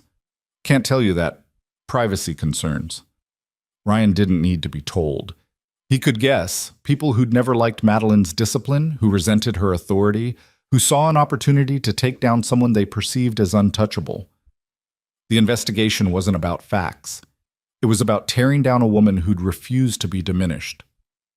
He finished his shift in a haze of rage and drove home trying to figure out how to tell Madeline. She was on the couch with Emma, reading one of the library books about overcoming adversity. She looked up when he entered, and her smile faded instantly. What happened? Emma, can you go brush your teeth? I need to talk to Madeline for a minute. Emma, perceptive as always, didn't argue. She kissed Madeline's cheek and headed to the bathroom. Ryan sat down and told Madeline everything, watched her face go from shock to hurt to fury to something that looked like resignation. They're going to use this to force me out, she said when he finished. The injury already makes me a liability. Now they have an excuse to question my judgment, my professionalism, everything. I'll be lucky if I keep my benefits, let alone my job. We'll fight this. Get a lawyer, file a countercomplaint, expose this for the harassment it is. With what money, Ryan? I can barely afford surgery with my insurance. Legal fees would bankrupt me. And even if we won, my reputation would be destroyed. Nobody wants a supervisor who sued the county. Madeline's voice was steady, but her hands were shaking. This is over. My career is over. Everything I've built here is gone. Then we build something new. With what? I have no other skills. I'm a former athlete who became a lifeguard supervisor. That's it. That's my entire resume. What else can I even do? Ryan didn't have an answer. He pulled her close, feeling her shake with suppressed tears, and wished he could fix this the way he fixed everything else. With careful planning, with preparation, with sheer force of will. But some things couldn't be fixed. Some things just had to be survived. Emma appeared in the doorway in her pajamas, clutching the stuffed dolphin Ryan had bought her years ago. She looked between them with worried eyes. Is Madeline going to be okay? Madeline pulled herself together with visible effort, wiping her eyes and forcing a smile. I'm going to be fine, sweetheart. Just having a hard day. Because of your knee. Because of a lot of things. But I'll be okay. Emma climbed onto the couch carefully, nestling between them. When I have hard days, Daddy says we have to find 3 good things. Even small things count. Want to try? Madeline looked at Ryan, something breaking in her expression. Okay, 3 good things. You go first. My good thing is that you're here even though you're hurt, Emma said immediately. And my second good thing is that Daddy makes really good spaghetti. And my third good thing is that we're all together right now. Those are very good things, Madeline agreed. My turn. My first good thing is that the surgery is scheduled and I'm not in limbo anymore. My second good thing is this couch, which is surprisingly comfortable for someone with a destroyed knee.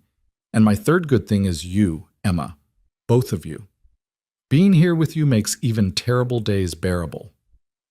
They looked at Ryan expectantly. He thought about the investigation, about the gossip, about all the ways this could still fall apart. Then he looked at Emma and Madeline, at this makeshift family they'd created, and found his three things. My first good thing is that the surfer we saved is going to fully recover. My second good thing is that I have tomorrow off and can make pancakes in the morning. And my third good thing is that despite everything trying to tear us apart, we're still here, still choosing each other, still fighting. That's 4 things, Emma pointed out. The last one was long. Then I'm overachieving. They put Emma to bed together, Madeline reading the story while Ryan sat on the floor beside the bed. When Emma finally fell asleep, they retreated to the living room and the conversation they'd been avoiding. I need to tell HR about us publicly, Madeline said. Not just the disclosure paperwork, a full statement.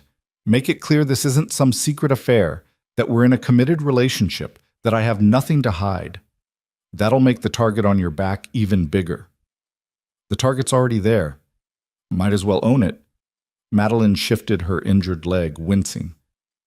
I've spent my whole life trying to be perfect, trying to prove I belong, trying to earn respect through achievement. And you know what? It doesn't matter. People are going to judge me regardless. So I might as well be judged for telling the truth instead of hiding. Okay? Then we do it together. Public statement, joint front, complete transparency. Ryan, you don't have to. Yes, I do. You're facing this because of me, because you helped me save someone, because you're in a relationship with me. The least I can do is stand beside you when the consequences hit. This could affect your job too. Let it. I'm not hiding anymore either. They drafted the statement together that night. Simple, direct, honest. Confirmed their relationship, explained the timeline, made clear that Madeline's rescue response was heroic, not reckless. Challenged anyone who suggested otherwise to examine their own biases. Ryan sent it to Derek. Madeline sent it to HR. Then they sent it to the local news outlets because if they were going public, they were going all the way. The response was immediate and overwhelming. By morning, the story had spread. Local hero supervisor injured in dramatic rescue. Relationship with subordinate revealed, county investigation called into question. Some coverage was sympathetic, praising Madeline's courage. Some was sensational, focusing on the forbidden romance angle. Some was openly hostile, suggesting she'd gotten what she deserved for breaking professional boundaries. Ryan's phone blew up with messages, some supportive, some cruel. Marcus texted a simple, "Holy hell, dude, you went nuclear." Sarah Chen sent encouragement. Tom Rodriguez called to say he had Ryan's back if things got ugly at work. And Jennifer Morrison, Ryan's old nemesis from Arizona, somehow got his number and left a voicemail dripping with false concern about whether this was really the right environment for Emma, whether Ryan was making good choices, whether he'd considered how this instability might affect his daughter. Ryan deleted the voicemail without responding, but it ate at him. Was he making good choices? Was he putting Emma at risk by refusing to hide, by choosing this public stand? Would his daughter pay the price for his principles? He was spiraling when Madeline found him in the kitchen at 6 a.m, unable to sleep, staring at his phone. "Stop reading the comments," she said.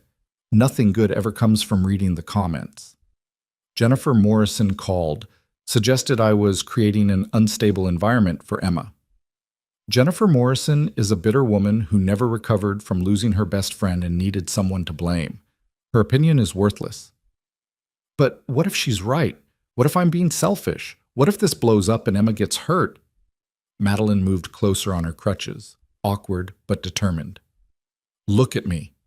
Emma is happy, healthy, loved, and learning that standing up for what you believe in matters more than what other people think. Those are lessons that will serve her for life. You're not being selfish, you're being brave. Don't let people like Jennifer make you doubt that.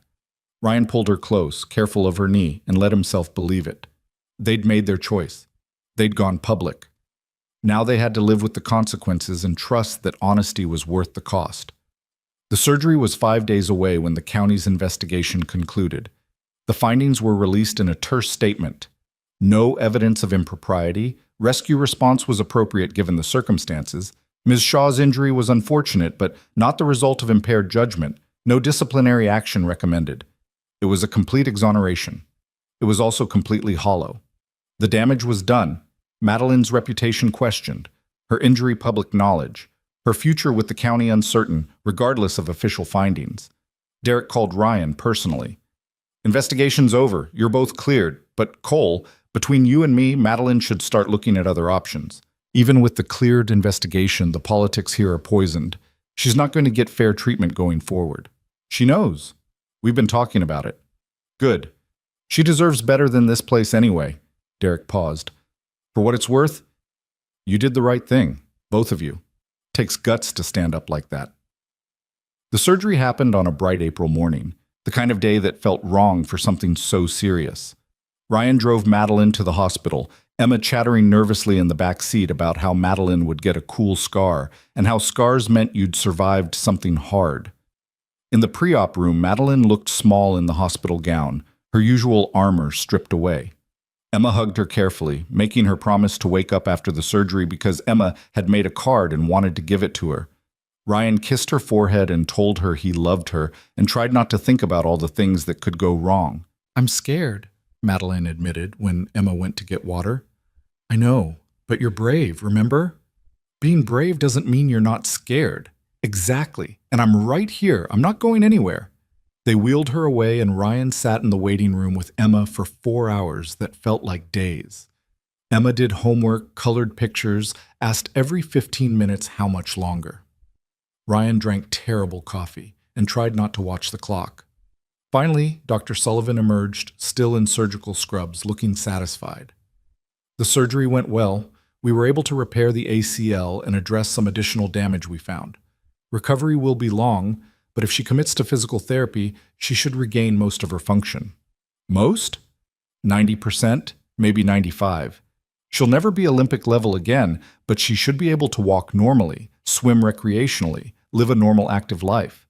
Given the severity of the damage, that's an excellent outcome. Well, Ryan felt something loosen in his chest. "When can we see her?" "She's in recovery now. Another hour, then you can visit briefly." Emma fell asleep waiting, and Ryan carried her to a more comfortable chair, feeling the weight of her trust in him. This was what mattered, being here, showing up, choosing connection even when it was hard. Madeline had shown him that. Emma reinforced it every day. His past didn't define him. His fear didn't control him. He was building something new, something real, something worth fighting for. When they finally got to see Madeline, she was groggy but smiling. Emma presented her card, a drawing of 3 people holding hands on a beach with the words, "We love you," in careful 7-year-old handwriting.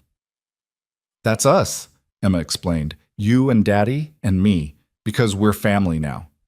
Madeline's eyes filled with tears. She looked at Ryan, questions in her expression. Was this okay? Was Emma speaking for herself, or had someone coached her? Was this real? Ryan smiled. "Yeah, we're family now." And in that hospital room, with Emma chattering and Madeline crying and recovery stretching out ahead of them like an uncertain road, Ryan felt something he hadn't felt in 3 years. Complete, absolute certainty that he was exactly where he was supposed to be. Recovery was brutal in ways the doctors hadn't quite prepared them for. The physical pain Madeline could handle, she'd spent a lifetime pushing through pain, understanding it as temporary, as something to be endured and overcome. But the mental weight of dependence, of watching Ryan juggle work and Emma and her needs, of feeling like a burden despite everyone's insistence she wasn't, that pain had no medication, no clear treatment plan. 3 weeks post-surgery, Madeline sat on the couch with her leg elevated, watching Ryan make dinner while Emma did homework at the kitchen table. This had become their routine, Ryan cooking, Emma working, Madeline observing from a distance that felt both necessary and isolating. She'd tried to help earlier in the week, hobbling around on crutches, attempting to chop vegetables, and had nearly fallen. Ryan had caught her, settled her back on the couch with forced patience, and she'd seen the exhaustion in his eyes, even as he smiled and said it was fine. "Daddy, how do you spell perseverance?" Emma asked, pencil poised over her spelling worksheet. "Sound it out first. What do you hear?" "Perseverance." But that doesn't look right. Ryan spelled it out while stirring pasta sauce, and Madeline marveled at his ability to split attention across multiple demands without seeming overwhelmed. She'd always prided herself on focus, on singular dedication to whatever task was in front of her. Ryan operated differently, distributed awareness, moving between needs without apparent effort. "I got my job offer today," Madeline said quietly. She'd been holding the information for hours, unsure how to share it, what it meant. Ryan turned from the stove. "The aquarium position?" "Yeah, education coordinator. Teaching kids about marine life, running programs, developing curriculum. It's perfect on paper. Good salary, benefits, flexible hours. Everything I said I wanted when I started looking." But it's not lifeguarding. It's not the ocean. It's teaching about water instead of being in it, and I don't know if I can handle that distance. Emma looked up from her homework. "But you're really good at teaching. You taught me about all the fish at the aquarium, and you made it super interesting, better than the signs. That's different than doing it as a job, sweetheart." "Why?" "A job is just doing something you're good at and getting money for it. You're good at teaching and you like fish. Seems like a good job to me." The 7-year-old logic was irrefutable. Ryan smiled, catching Madeline's eye. "She's not wrong. I know, I've spent my entire adult life defining myself by physical achievement. Swimming faster, diving deeper, saving people from drowning. Teaching feels like admitting I can't do those things anymore." "Or it's admitting you can do different things now," Ryan said. "Evolution, not defeat." Madeline wanted to argue but couldn't find solid ground. The truth was she'd already made up her mind. She was going to take the job, start in June after physical therapy progressed enough for her to be mobile without crutches. The aquarium was excited to have her, practically glowing in the interview when she'd talked about competitive swimming and ocean safety. They saw her athletic background as an asset, not a limitation. It was only Madeline who saw it as failure. "I'm taking it," she said. "The job. I called them this afternoon and accepted." "That's great," Ryan said, and meant it. "When do you start?" "June 1st. Gives me 6 weeks to get stronger, to figure out how to exist in a professional environment on a bad knee." She paused. "And to find my own place. I can't keep living here indefinitely." The kitchen went very quiet.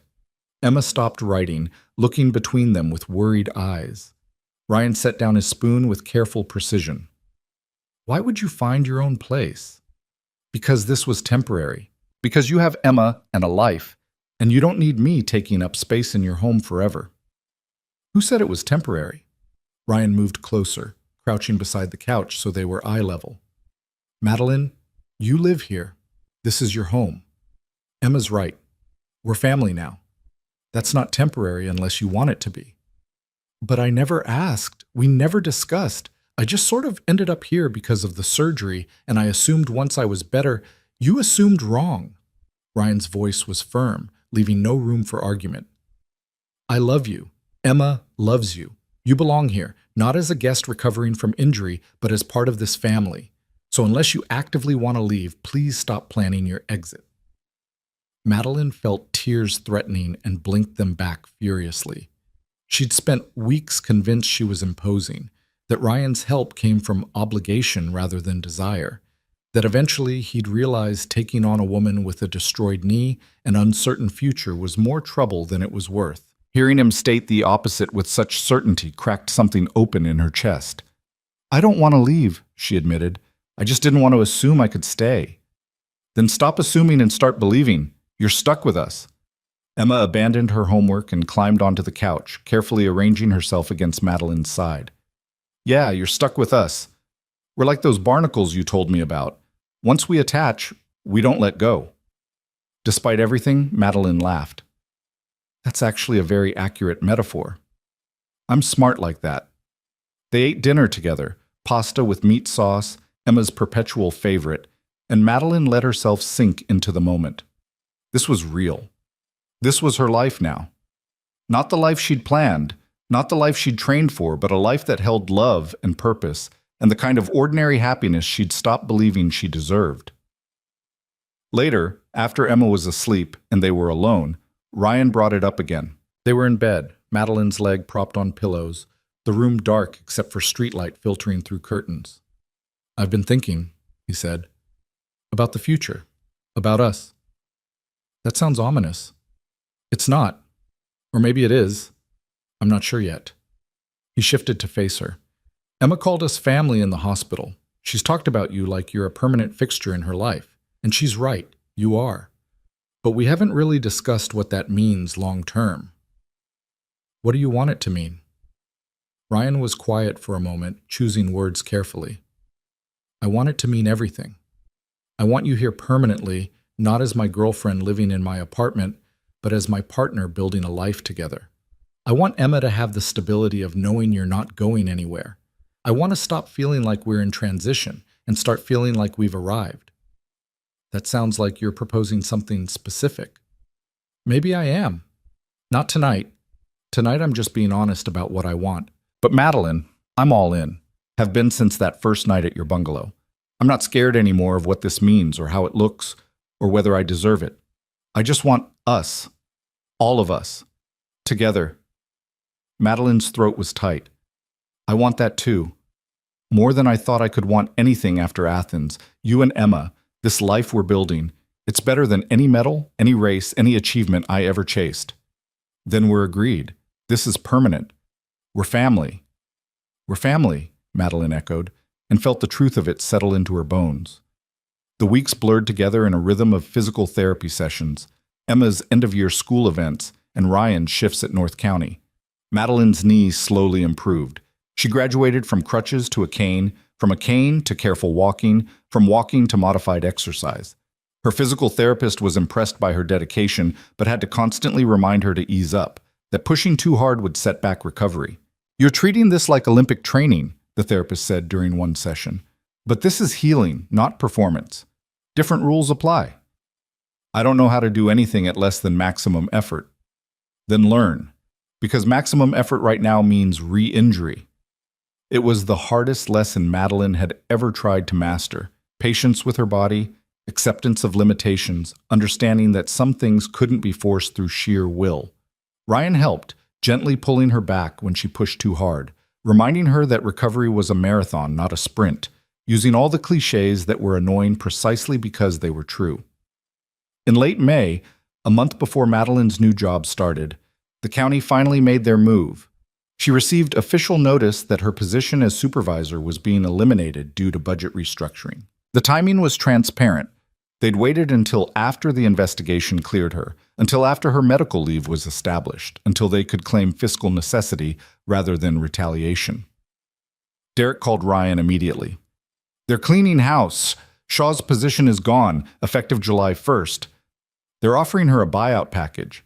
6 months salary, continued benefits through the end of the year.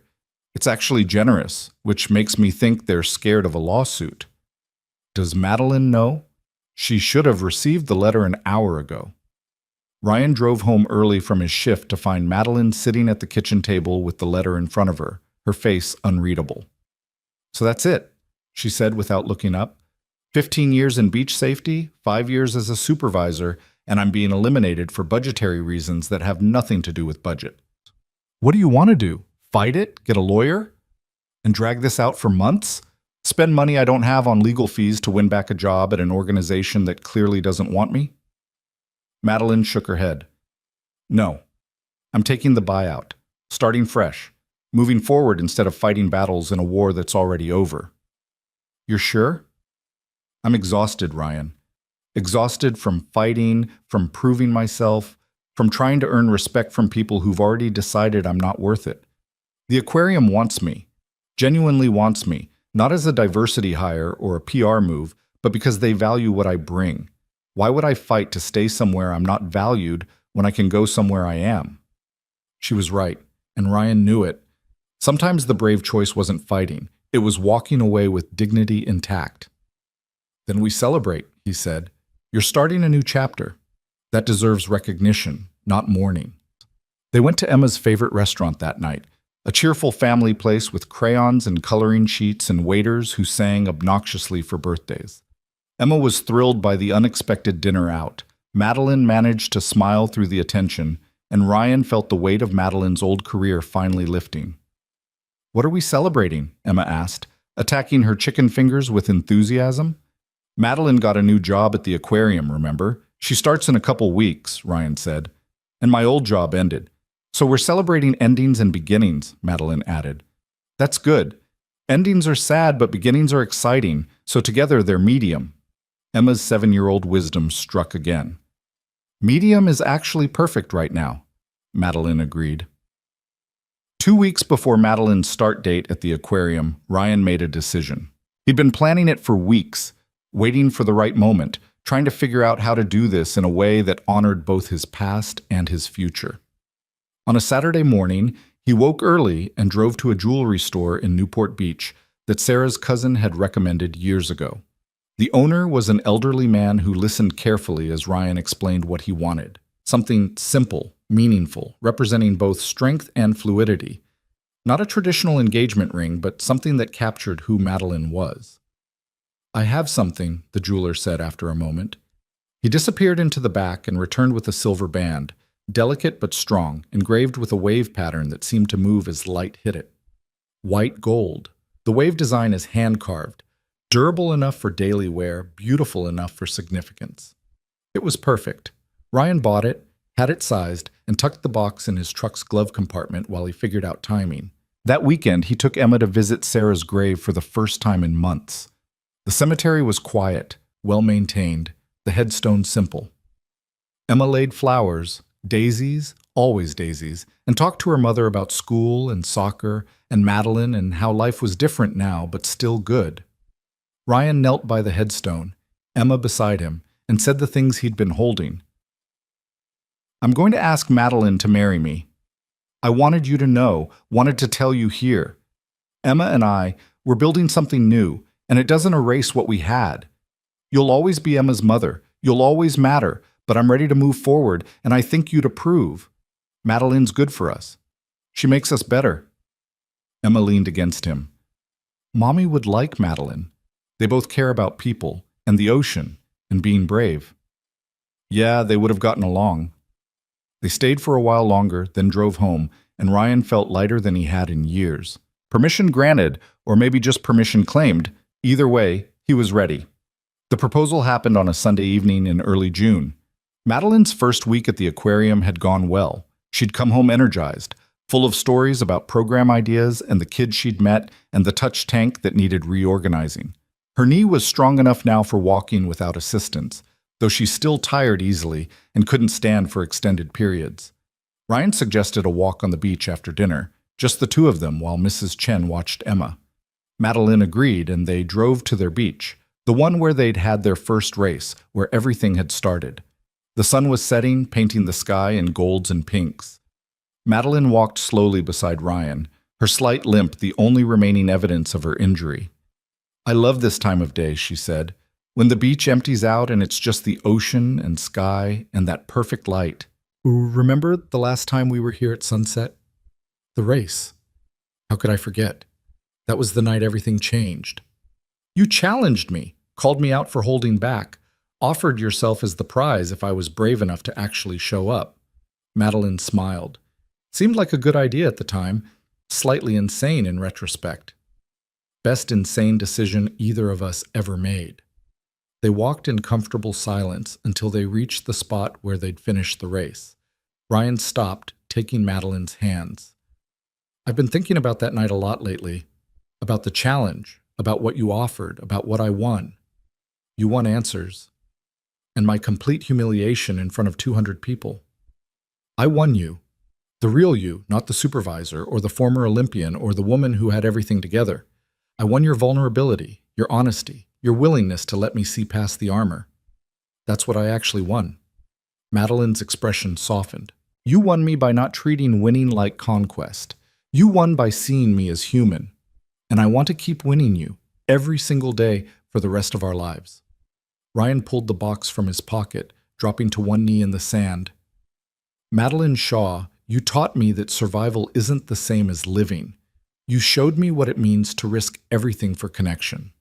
You became part of my family, my daughter's life, my future. Will you marry me? He opened the box, revealing the wave-carved ring.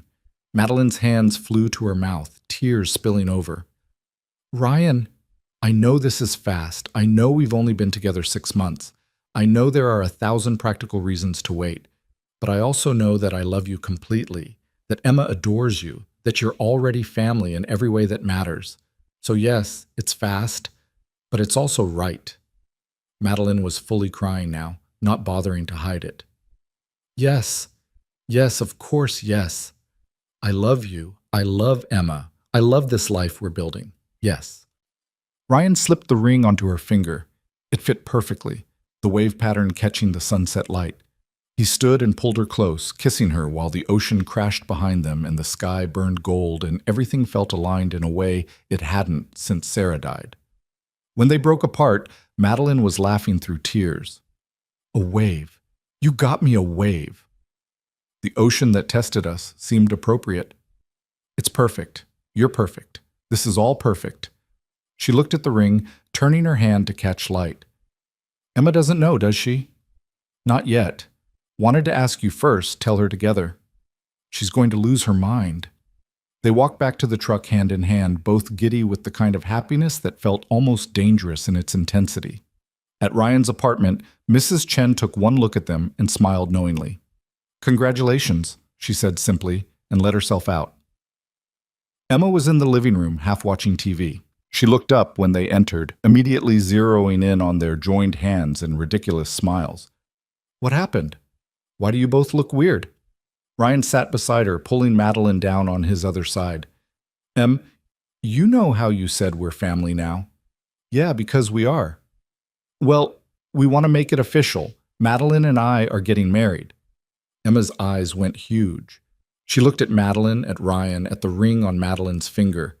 Really? Like actual married with a wedding and everything? If that's okay with you, Madeline said, this affects you too. Your opinion matters.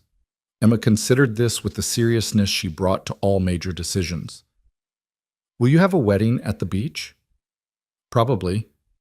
Can I help plan it? Absolutely. And after you're married, will you still be you and Daddy will still be Daddy?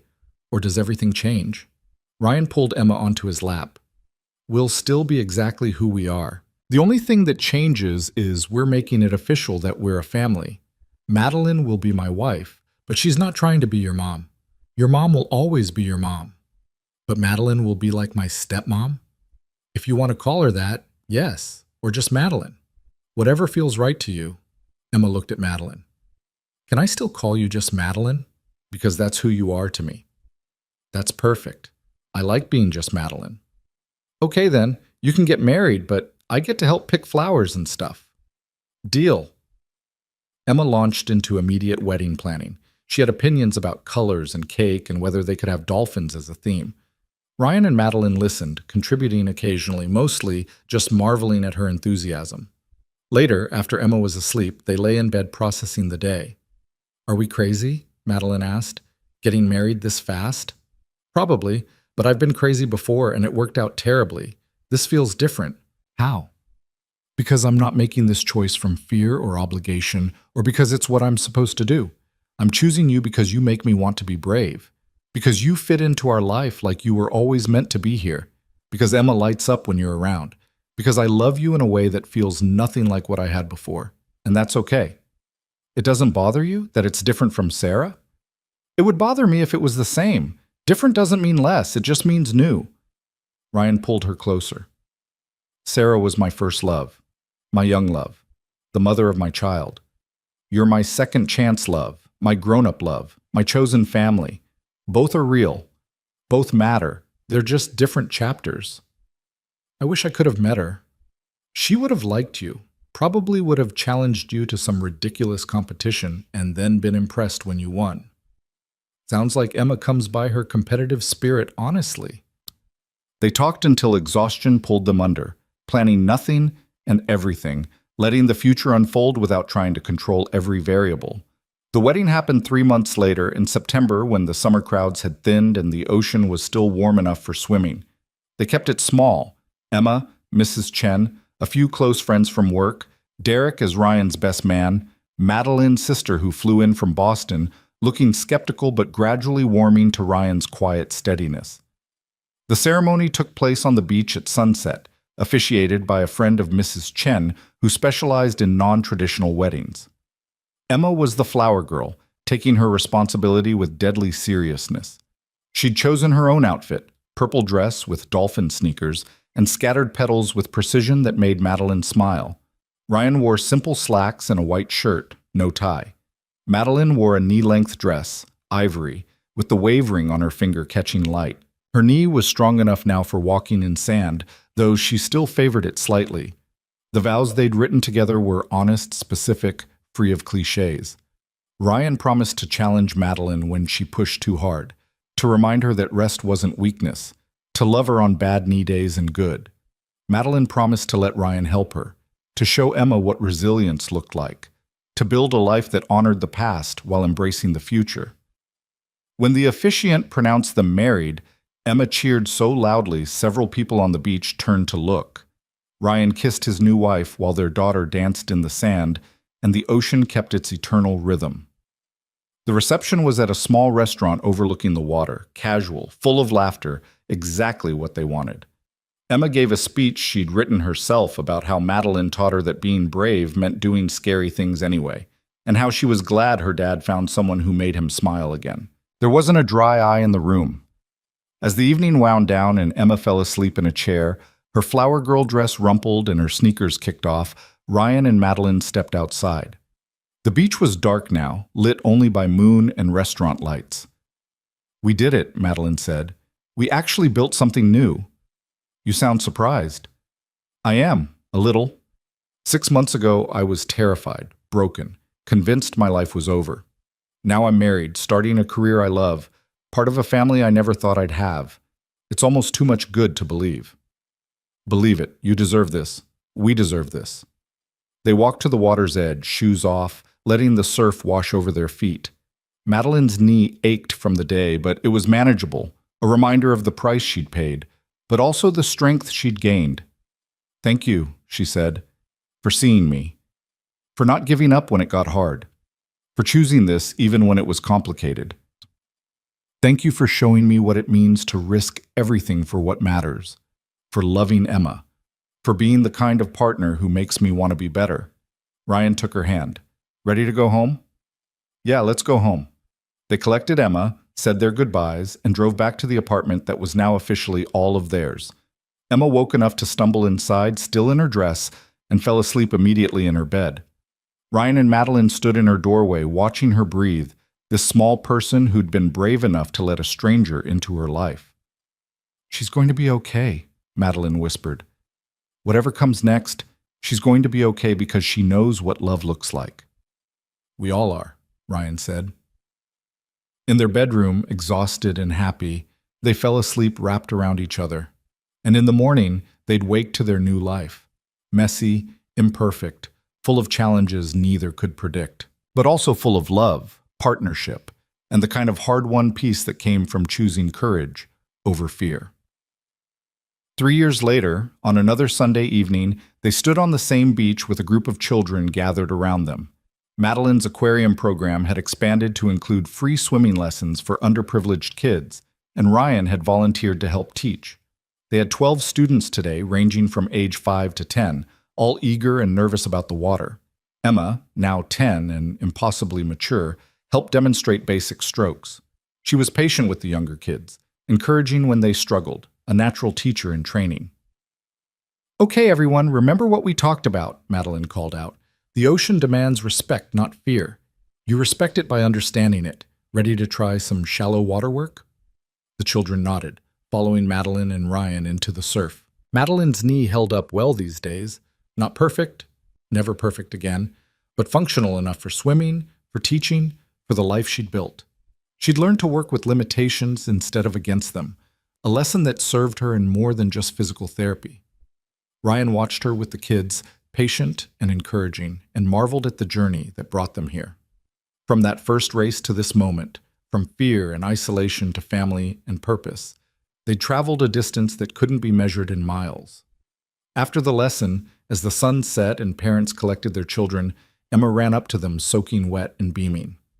"That was so cool. Did you see how Marcus, the little Marcus, not your coworker Marcus, did you see how he went underwater all by himself? He was so scared at first, but he did it." "You were great with him," Madeline said. "Very encouraging." I learned from the best. Emma grinned. Can we get ice cream? Teaching is hard work. They drove to the ice cream shop, the three of them sandy and tired and content. Emma got her usual chocolate chip. Madeline tried some complicated flavor with coconut. Ryan stuck with vanilla. They sat outside watching the evening crowd, not talking much, just being together. Ryan's phone buzzed. A text from Derek. The county had reached out, wanting to discuss bringing Madeline back as a consultant for their new water safety education program. Good money, flexible schedule, acknowledgement that they'd messed up letting her go. He showed Madeline the text. She read it, smiled, and shook her head. Not interested. I'm exactly where I want to be. You sure? It's a good opportunity. I'm sure. I don't need them to validate me anymore. I know my worth. We know our worth. Ryan deleted the text. Fair enough. They finished their ice cream and drove home through neighborhoods now familiar, past landmarks that marked their life together. At a red light, Ryan reached over and took Madeline's hand, the wave ring familiar under his fingers. No regrets? He asked. Not a single one. You? None. This is exactly where I'm supposed to be. The light turned green. They drove home to their life, messy and beautiful and hard-won. Emma talked about her upcoming science project from the back seat. Madeline made a grocery list on her phone. Ryan navigated traffic and thought about dinner. It was ordinary. It was everything. And that night, after Emma was asleep and the apartment was quiet, Ryan and Madeline sat on their small balcony watching the distant ocean, listening to the city settle around them. They talked about their students, about Emma's growing independence, about the future stretching out ahead of them, full of possibility. Sometimes I can't believe this is real, Madeline said, that we made it here, that everything worked out. It didn't just work out. We worked for it. Every day we chose this, chose each other, chose to fight for what we were building. That's not luck. That's commitment. Ever the pragmatist? Someone has to be, married to a dreamer. Madeline laughed and leaned against him, comfortable and right. Below them, the city hummed. Above them, stars fought through light pollution. Between them, the kind of quiet contentment that came from knowing exactly where you belonged. They'd started with a challenge, a race, a reckless offer that changed everything. They'd survived injury, investigation, judgment, fear. They'd built a family from broken pieces and learned that the life you don't plan is sometimes better than the one you do. And now, here at the end and the beginning, they had this, love that had been tested and held strong, a daughter who knew what resilience looked like, careers that mattered, a home they'd made together. It wasn't perfect. It was better than perfect. It was real. Ryan kissed Madeline's forehead, and she smiled without opening her eyes. And somewhere in the apartment, Emma dreamed of dolphins and ocean currents, safe in the knowledge that she was loved completely. The ocean kept its rhythm. The stars kept burning. And in a small apartment in California, a family built from courage and second chances slept peacefully, ready for whatever came next. Because they'd learned the most important lesson, that survival wasn't enough, that hiding kept you safe but small, that love required risk but offered rewards no medal could match. They'd learned to be brave together, and that made all the difference.